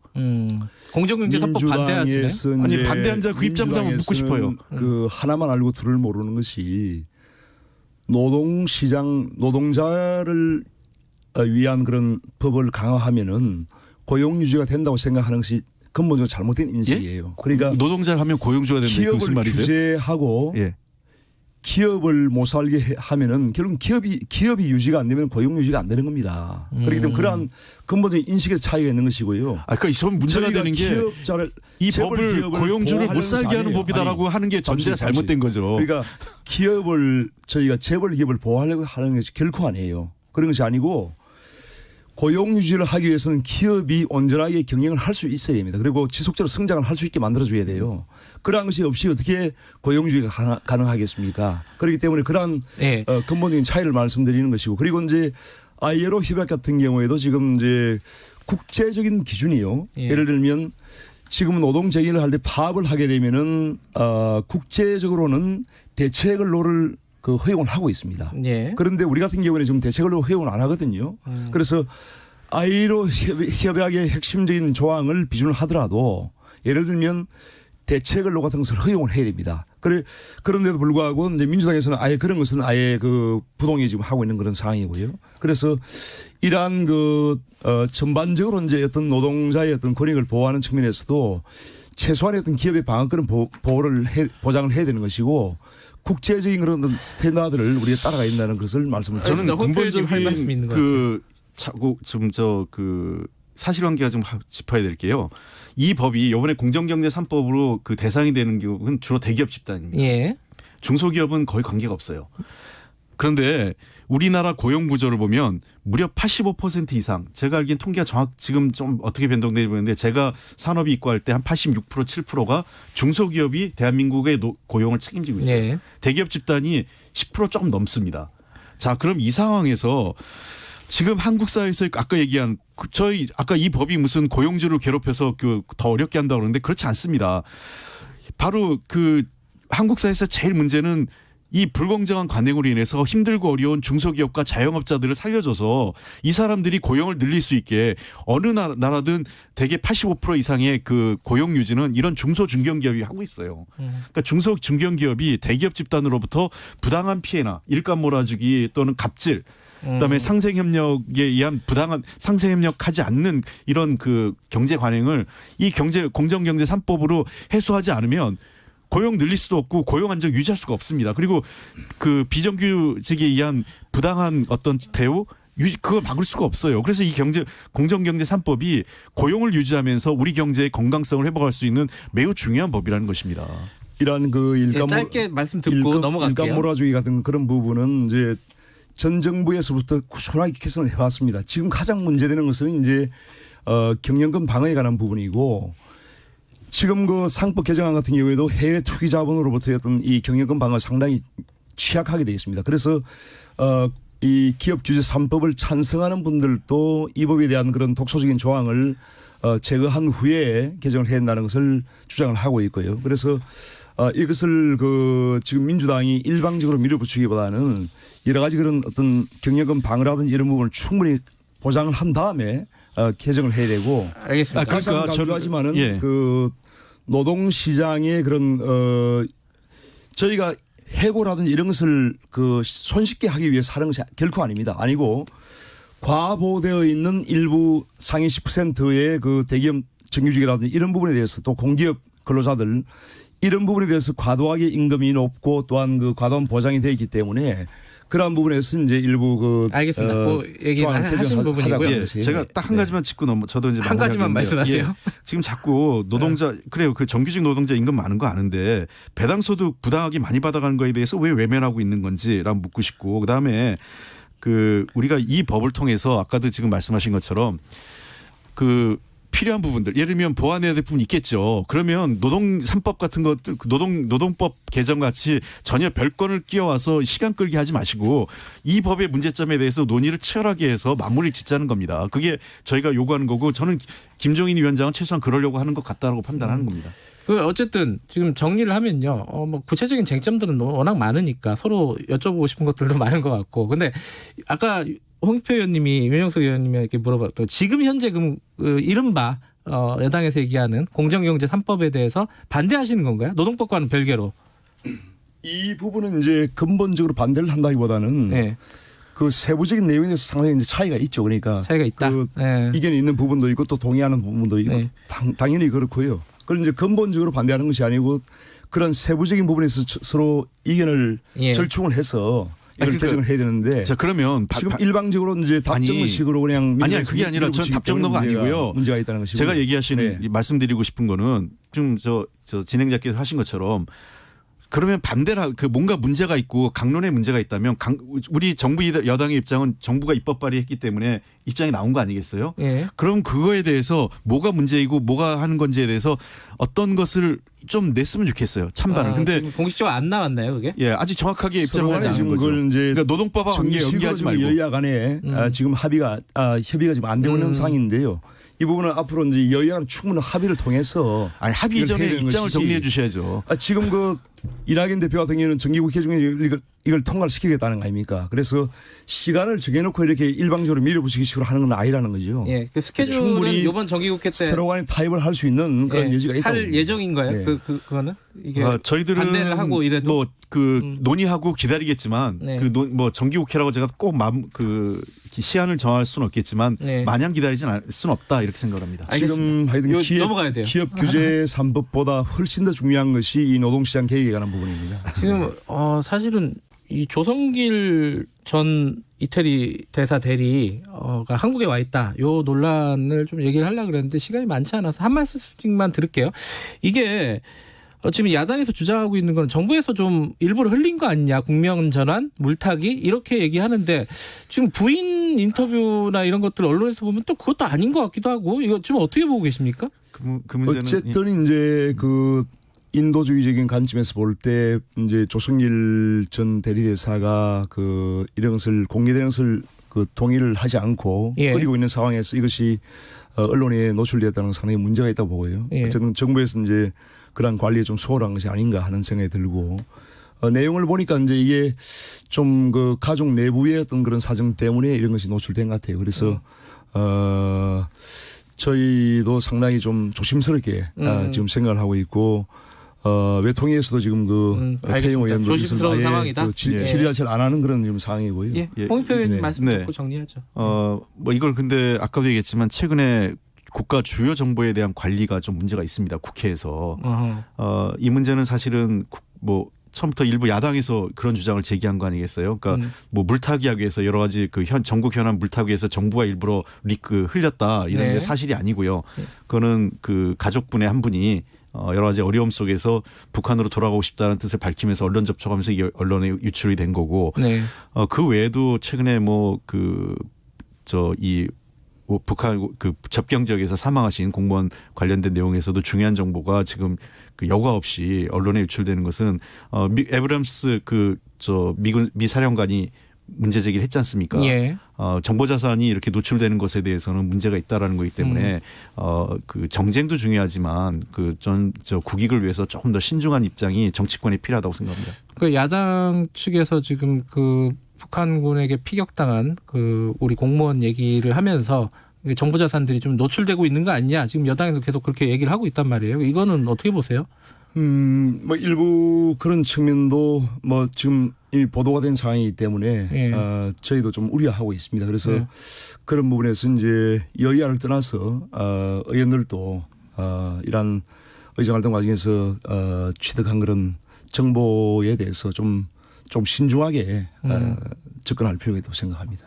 그건 좀 합의가 되시는 거네요. 워낙 그 디테일한 내용들이 많이 나와가지고 그게 좀 우려된다는 거 아니에요? 정보위나 국방위, 외통위 같은 경우는요. 통상 그 비보도 또는 그 비공개를 전제로 해서 보고를 합니다. 관련 그 관계기관 장관이나 어떤 관계자들이.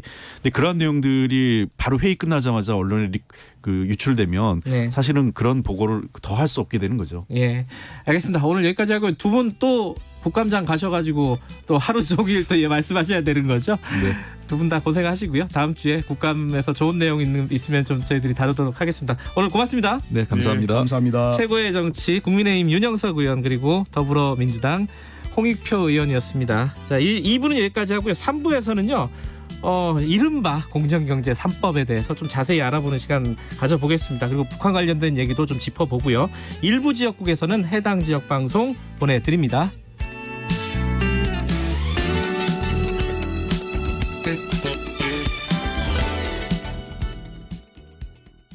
국회 걱정이네. 정년은 코앞인데 애들 뒷바라지는 한창이고 무엇보다 앞으로도 계속 일을 하고 싶은데 말이야. 김 부장, 자네 아직 몰라? 올해부터 정년이 지나도 계속 고용할 수 있도록 기업에 지원금도 주고 퇴직 예정자에 대한 재취업 지원 서비스도 제도화됐잖아. 그래? 그뿐인가 어디? 새로운 인생 산모작을 미리미리 준비할 수 있게 도와주는 생애 경력 설계 서비스도 대폭 확대된다고. 너무 걱정하지 말고 우선 전문기관인 중장년 일자리 희망센터에 가서 도움부터 받아보세. 네, 열정 있는 신중년, 새로운 인생 2막을 위해 지금 가슴 뛰는 삶을 준비해보면 어떨까요? 이 캠페인은 고용노동부와 노사발전재단, 중장년 일자리 희망센터가 함께합니다.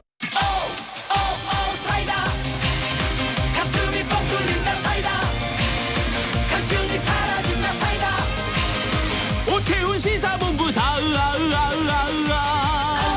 사이다. 가슴이 뻥 뚫린다 사이다. 갈증이 사라진다 사이다. 꽉 막힌 시사 이슈 사이다처럼 시원하게 뚫어드립니다. 매일 낮 12시 20분 오태훈의 시사본부. 가을, 당신 생각을 펴놓은 채 잠이 들었습니다. 어렵고 힘들 때 또 이 시인이 우리가 못 보던 걸, 못 느끼던 감정을 또 톡 건드려주거든요. 그래서 참 귀한 것 같습니다. 한민록은. 코로나 시대 시사 매일 오후 5시 5분 주진우 라이브. 지금 시각은 8시 30분입니다. KBS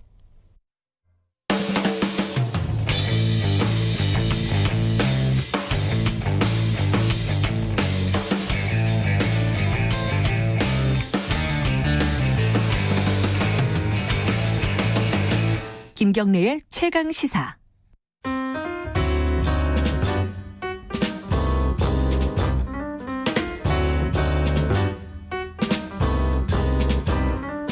더 나은 미래를 위해 오늘의 정책을 고민하는 시간입니다.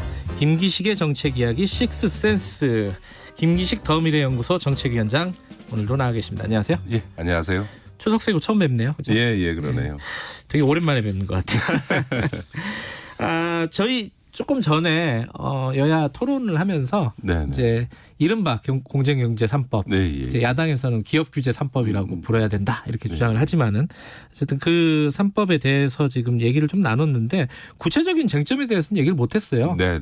이제 정치 일정이라든가 노동법이랑 연계가 되냐 마냐 뭐 이런 얘기를 주로 했는데 쟁점에 대해서 조금 해설이라도 좀 듣고 싶어요. 이게 좀 어려워요 이게.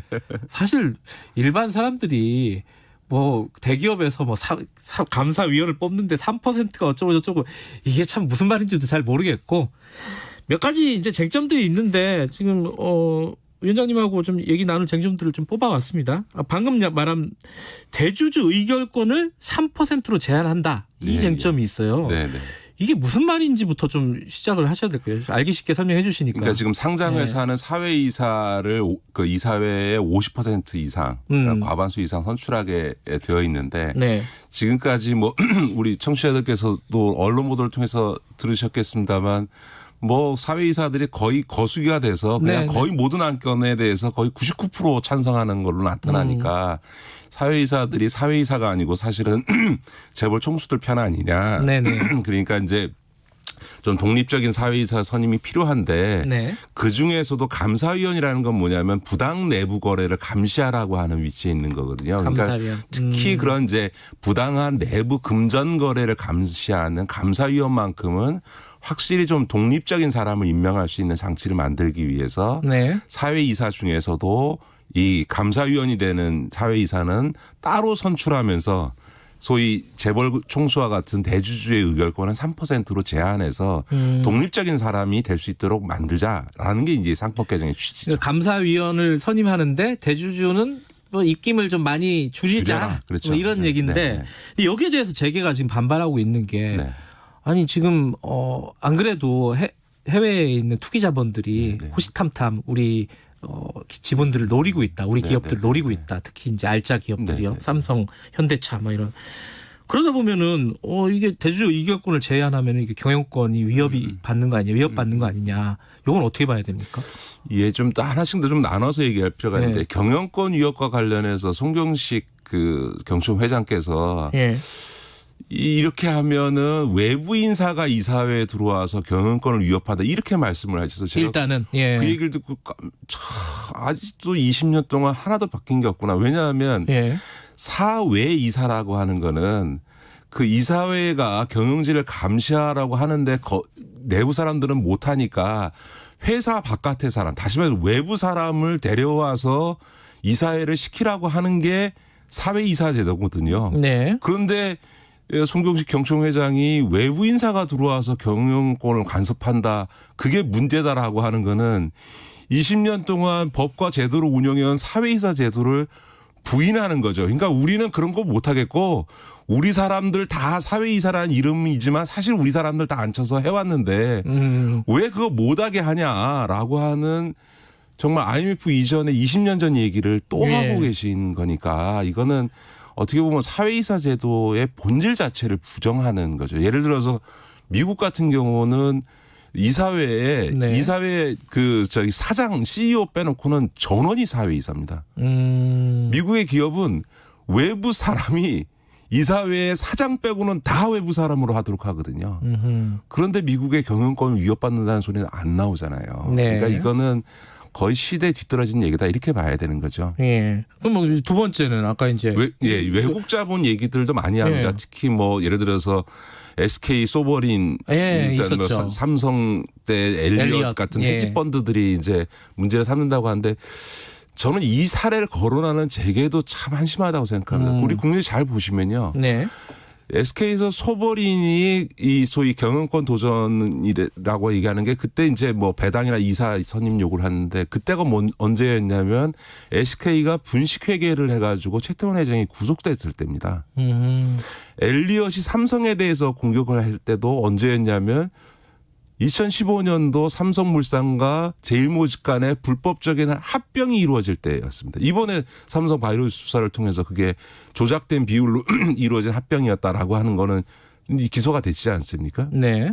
또 하나가 엘리엇이 또 이제 현대자동차 지배구조 변경할 때도 공격을 했는데 그때도 현대모비스의 분할 비율이 잘못됐다라고 하는 문제가 제기돼 가지고 현대차에서 아예 그 계획을 철회했거든요. 무슨 예. 얘기냐 하면 외국인 투자자들은 대개 90% 이상은 포트폴리오 투자입니다. 그러니까 이제 전 세계 여기저기다가 이제 투자금을 운영하는 펀드들인데 이 20세기 이후로 포트폴리오 펀드가 경영권을 도전한 전례는 한 번도 없습니다. 아, 그래요? 예.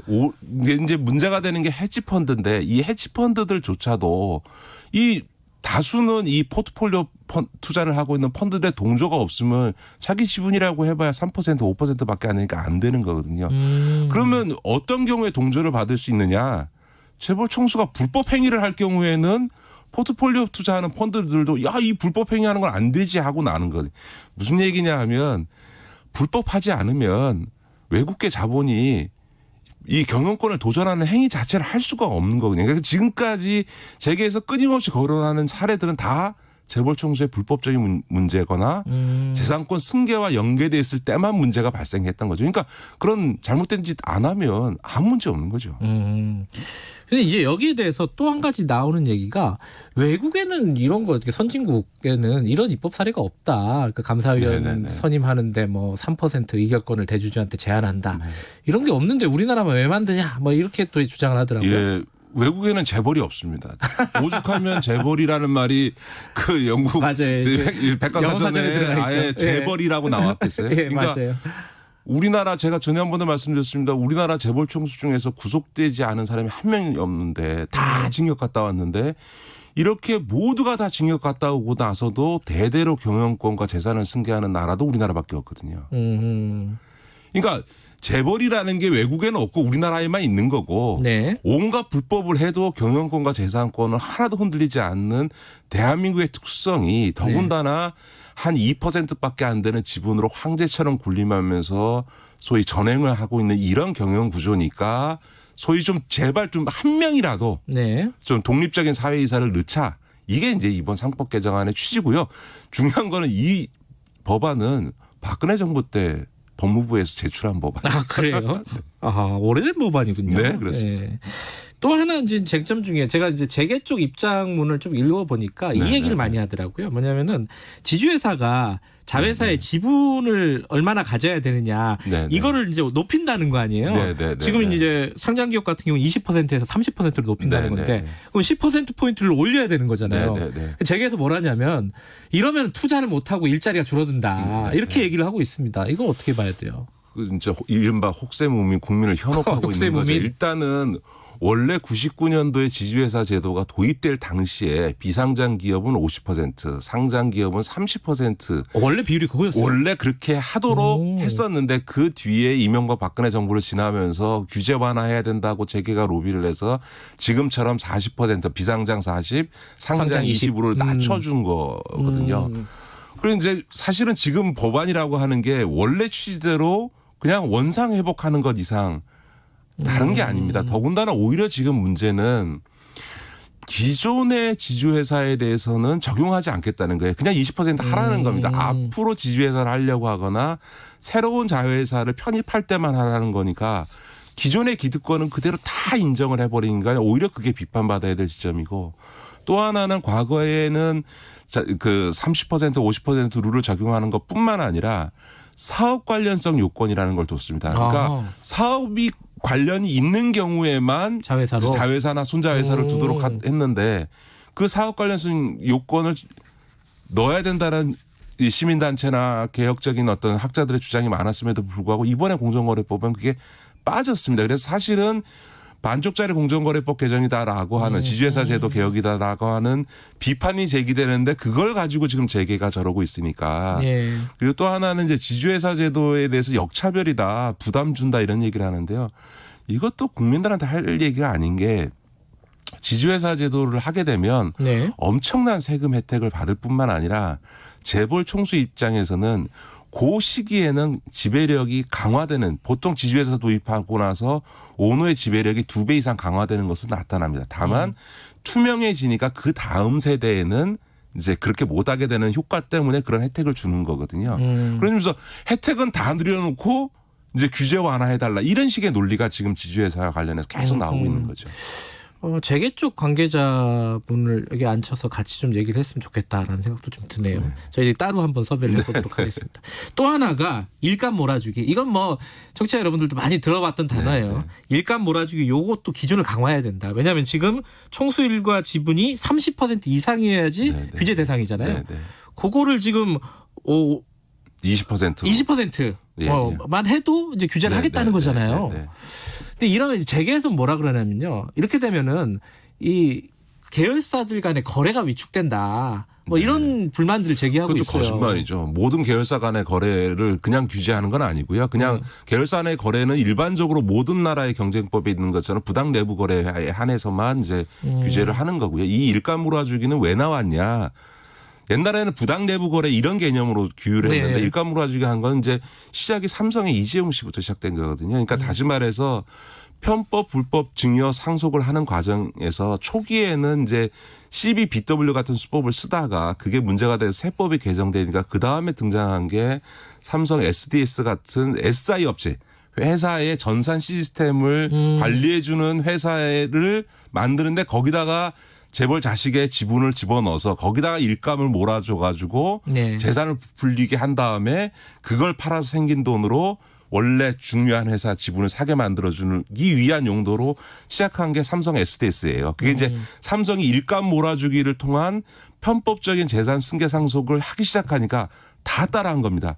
현대자동차는 글로비스 만들고 SK는 SK CNC라고 하는 SI 업체를 가지고 최태원 회장의 지분을 만들고 하나는 하나 SNC라고 해서 지금 이제 H솔루션이라고 하죠. 그 회사에 김동관 등 이 자식 세 지분 100% 만들어 가지고 그거 갖고 부풀리고 효성은 효성대로 효성 시스템인가요? 뭐 SI 업체를 통해서 하고. 그러니까 다 비슷하군요. 이재용 씨를 통해 시작해가지고 다 일감 몰아주기를 하면서 세금 한 푼 없는 소위 재산 증식을 해왔기 때문에 공정거래법에 없던 걸 19대 국회 때 저희가 정무위하면서 이 일감 몰아주기 규제를 만든 거거든요. 아, 그래요? 네, 그렇습니다. 이게 일감 몰아주기 규제라는 게 옛날부터 있었던 게 아니고 19대 국회부터 만들어졌는데 그 이유는 2000년대 이후에 재벌 재벌에서 편법 증여 상속의 수단으로 일감 몰아주기로 활용하는 행태가 전 재벌에 걸쳐서 나타나기 시작하니까 이건 규제해야 되겠다.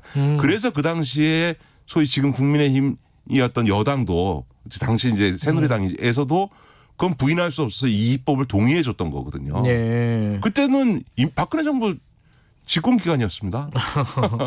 근데 어쨌든 지금 지분 규제에 해당되는 지분을 낮추자는 거잖아요. 네, 그러면 네, 이제 기업 입장에서 또 규제 하나 더 늘리는 거 아니냐, 규제를 더 강화하는 거 아니냐, 네, 네. 이런 식으로 얘기를 하는 거죠. 네. 아니 이제 이랬습니다. 원래 이제 그 지분을 더 많이 갖고 있었는데 30% 룰을 딱 정하니까 이 재벌들이 어떻게 했냐면 29.9%만 남기고 나머지를 계열사에 팔아버리는 거예요. 29.9%. 딱 거기에 네. 맞춰서. 왜냐하면 지배권이라는 건 20%가 됐든 30%가 돼도 지배권은 확보할 수 있고요. 그다음에 경영에 따라서는 그 20%만 하더라도 몇 조의 재산적 가치를 갖는 경우도 있죠. 예를 들면 이재용 씨가 삼성 SDS BW 해가지고 얻은 주식만 해도 2조 5천억의 시세 차익을 얻을 정도로 막대했기 때문에 이 30% 너무 높다. 그러니까 20% 낮추는 게 맞다라는 게 그 당시 19대 때도 20% 하자고 했는데 이제 여야 간에 합의 보느라고 새누리당은 합의 보면서 30%를 했던 거죠. 뭐 쟁점들은 이거 말고도 뭐 여러 가지가 있습니다. 네. 그런데 뭐 하나하나 따지기에는 좀 시간이 없으니까 어쨌든 지금 이런 이른바 공정거래 3법을 여당에서 지금 추진을 하고 있는데 지금 야당이 아까도 저희들이 토론할 때 얘기했지만 노동관계법 얘기를 꺼내면서 이게 어떻게 될지 모르겠다 이런 생각이 들어요. 지금 전망을 어떻게 보세요, 국회에서? 저는 이번 전국회에서 처리될 가능성이 높다고 봅니다. 왜냐하면 그래요? 일단 기본적으로 이 법의 기본적인 취지가 박근혜 정부 때 다 법무부나 이런 데서 제출됐던 내용이기 때문에 명분상 그 지금 국민의힘이 반대하기가 지금 쉽지 않고요. 무엇보다 이낙연 대표나 또 지금 청와대에서도 뭔가 180세 가까운 이 그 압도적인 의석을 만들어줬는데 네. 공수처 처리와 함께 경제 문제와 관련해서 뭔 개혁 조치를 못하면 니네 뭐 했냐 이 소리를 들을 거기 때문에 이게 이제 소위 180석인 상황에서 경제개혁 조치의 상징적인 요소가 되기 때문에 이걸 후퇴하기가 좀 어렵다고 보여지고요. 무엇보다 이 김종인 위원장은 두 가지, 김종인 위원장 하면 떠오르는 게 경제민주화. 그리고 본인 입으로 그 우리 헌법의 119조 2항에 있는 소위 경제민주화 조항을 자기가 만들었다. 이게 이제 김종인 위원장의 자부심인데 이거를 만약 좌절시킨다 그러면 본인의 80평생 살아온 인생 자체가 무너지기 때문에 저는 김종인 위원장이 이거를 막을 수 없을 거다 이렇게 봅니다. 근데 노동관계법 얘기를 꺼냈는데 이제 그 김종인 위원장이 네네. 물론 연계는 어떻게 될지 모르겠어요. 근데 이 노동시장이 노동계나 재계나 바라보는 시점은 다르지만은 뭔가 바꾸긴 바꿔야 된다라는 생각은 많이 갖고 있잖아요. 예, 저는 뭐 노동관계법 개정 당연히 논의할 수 있는 거죠. 더군다나 뭐 저는 임금 구조 같은 경우에는 몇 번 이 방송에서도 얘기를 했습니다만 좀 여러 가지 개혁할 필요가 있다고 생각합니다. 그리고 비정규직 같은 경우에 임금 차별이 안 되도록 하는 것도 필요하고 그래서 당연히 노동관계법도 개정 대상이 되지요. 왜 안 되겠습니까? 뭐 성역이 있는 게 아닌데 다만 노동관계법은 역사적으로 노사장 합의를 통해서 이루어졌던 사회적 합의의 전통이 있기 때문에 그 기반 위에서 해야만 이제 이게 되는 거죠. 예를 들어서 YS 때 그 김영삼 정부 때 노동관계법을 일방적으로 처리했다가 오히려 정권이 무너졌지 않습니까? 그런 점에서는 사회적 합의를 해야 되고 이거를 공정경제 3법과 연계하는 것은 이건 진짜 부당할 뿐만 아니라 저는 이 김종인 위원장이 그렇게 연계 전략을 써서 공정경제 3법을 무산시키는 방식을 취하지는 않을 거다. 저는 그렇게 봅니다. 알겠습니다. 오늘 여기까지 들었습니다. 고맙습니다. 네, 고맙습니다. 김기식 더미래연구소 정책위원장이었습니다. 김경래 최강시사 듣고 계시고요. 지금 시각은 8시 47분입니다. 김경래 최강시사는 짧은 문자 50원, 긴 문자 100원인 문자번호 샵 9730 무료인 어플 콩으로 참여하실 수 있습니다. 유튜브 라이브로도 함께합니다. 네, 조성길 전 북한 대사 대리 이탈리아에서 사라졌던 외교관인데 북한의 외교관인데 지금 한국에 있다는 사실이 확인이 됐습니다. 이게 이제 앞으로 남북 관계에 어떤 영향을 미칠지 여기에 지금 촉각을 곤두세우고 있는 건데요. 조성열 국가안보전략연구원 자문연구위원과 얘기 좀 나눠보겠습니다. 조성열 위원님, 안녕하세요. 예, 안녕하세요. 예. 2018년도에 조성길 전 대사 대리가 없어진 건가요? 사라진 건가요?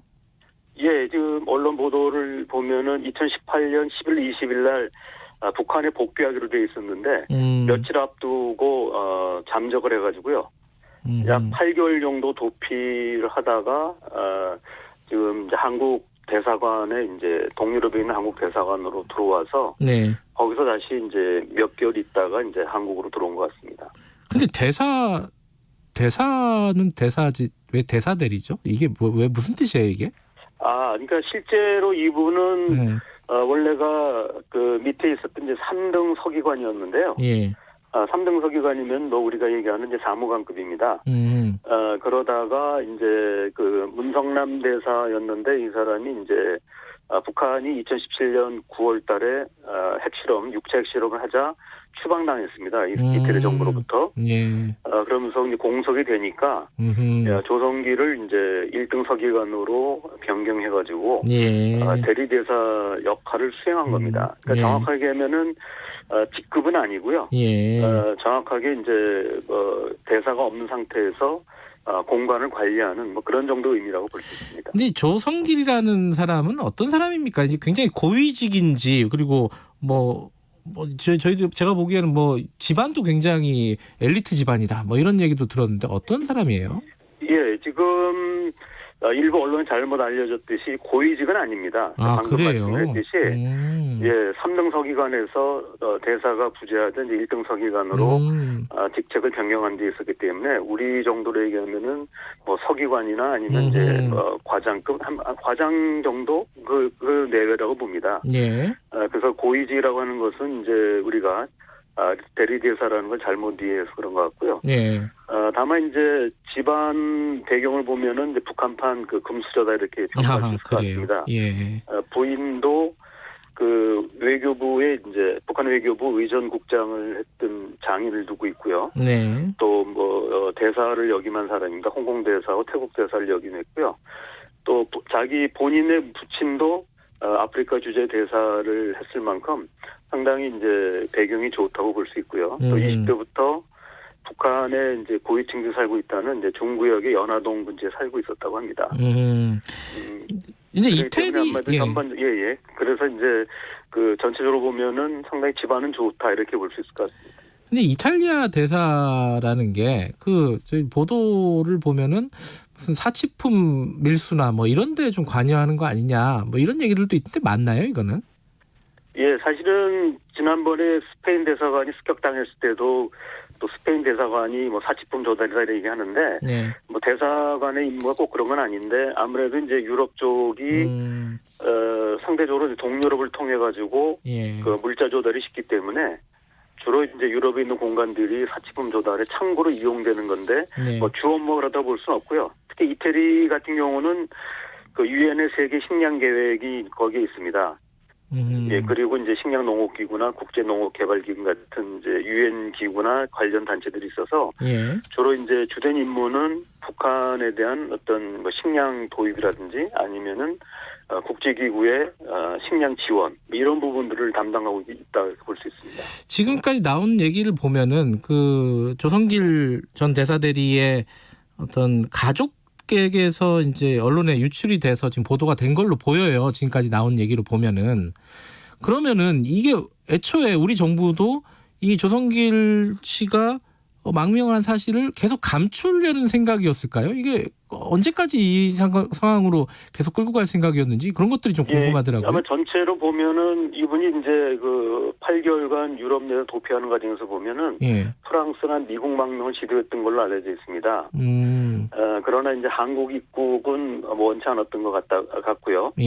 특히 지금 부인 이 씨가 이제 아까도 말씀드렸듯이 집안이 상당히 이제 좋은 집안이라고 볼 수 있는데 우리 조성길 대리대사보다도 더 집안이 좋다고 볼 수 있습니다. 이분이 이제 한국행은 계속 끝까지 반대했던 것 같아요. 예. 그리고 지금 언론에 공개된 것도 뭐 우리 정보 당국이나 이런 데서 뭐 누설했거나 뭐 이런 거라기보다는 예. 그 부인이 지금 그 조성길 대리대사랑 한국에 와서는 별거 중이라고 지금 알려져 있습니다. 언론에 나온 거 보면. 네. 그리고 경제적으로 굉장히 어렵기 때문에 본인은 이제 북한으로 돌아가고 싶다는 이제 희망을 계속 표현했다고 보고요. 알려져 있고요. 그리고 이제 일부 언론에 본인은 북한으로 가게 해달라라는 지금 호소를 계속하고 다닌다고 합니다. 그런 과정에서 이제 이 언론에 공개됐다고 볼 수 있습니다. 이제 언론에 이제 공개가 되면은 이제 당장 이제 북한에서 반응을 할 텐데 이 북한에 있는 가족들의 어떤 영향을 미칠 것인지 북한은 어떤 여기에 대해서 어떤 태도를 취할 것인지 이거 어떻게 예상을 해야 되는 겁니까? 예, 우리가 이제 그 북한 외교관들의 망명 사례들이 여러 번 있었는데요. 예. 이게 이제 김정은 정권 들어와서는 뭐 어떻게 보면은 태영호 공사 이후에 이제 처음이라고 볼 수 있기 때문에 네. 일반적인 사례로 하기는 어렵지만 과거에 이제 90년대나 2000년대에 왔던 외교관의 사례를 보면은 집안 배경이 좋은 사람들 같은 경우는 사실은 이제 그 다른 자식들이 남겨져 있을 경우 입적을 하니까 이제 그 이적을 한다든지 해서 호적을 바꾸거나 해가지고 큰 이제 그 처벌은 없었던 것 같고요.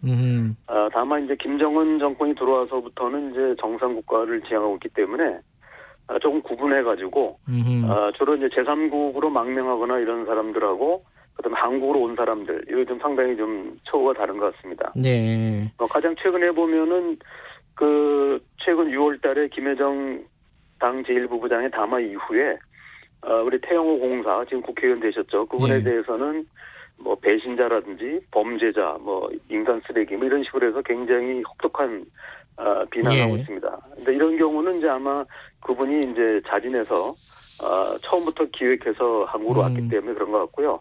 조성길 대사 같은 경우는 처음부터 온 것 같지는 않고 아마 다른 나라를 망명하려고 하다가 여의치 않지 한국으로 온 것 같습니다. 그래서 아마 조용히 지냈던 것 같은데 요번에 이제 공개가 된 것이죠. 최근에 이제 남북 관계가 안 좋지 않습니까? 이제 우리 공무원 피격 사건도 있고요. 그러니까 이 사건이 이게 이제 공개돼 버린 이 사건이 앞으로 남북 관계에 어떤 영향을 미칠까 예상이 가능할까요? 일단은 내일 모레가 북한이 당창건 75주년 행사가 있습니다. 네네. 그런 상태에서 북한이 이제 자신 체제에 별로 유리하지 않은 이런 내용을 바로 문제 제기할 가능성은 높지 않다고 보고요. 다만 이제 북한 입장에서 본다면은 우리 국내에 이제 그러니까 중국에 있는 유경 식당에 이제 그 여종업원들 문제가 있습니다. 네. 사실은 남북관계 안 좋았을 때는 북측에서 계속 그 송환을 요구한 적이 있었거든요. 네. 그리고 국내에서는 또 북한에 억류된 한국인 6명이 있습니다. 이런 문제들이 있기 때문에 지금 당장은 아닐 거라고 봅니다만은 지금 이제 그 당창건 행사 이후에 북측에서 특히 이제 그 요번에 조성길 대리대사의 부인인 이모 씨 같은 경우는 북송을 희망하고 있기 때문에 북측에서는 어떤 형태든 간에 북송을 요구할 가능성이 있다고 봅니다. 알겠습니다. 오늘 여기까지만 듣겠습니다. 고맙습니다. 예, 감사합니다. 조성열 국가안보전략연구원 자문연구위원이었습니다. 10월 8일 목요일 김경래 최강시사 오늘 여기까지 하죠. 저는 뉴스타파 기자 김경래였고요. 내일 아침 7시 20분에 다시 돌아오겠습니다.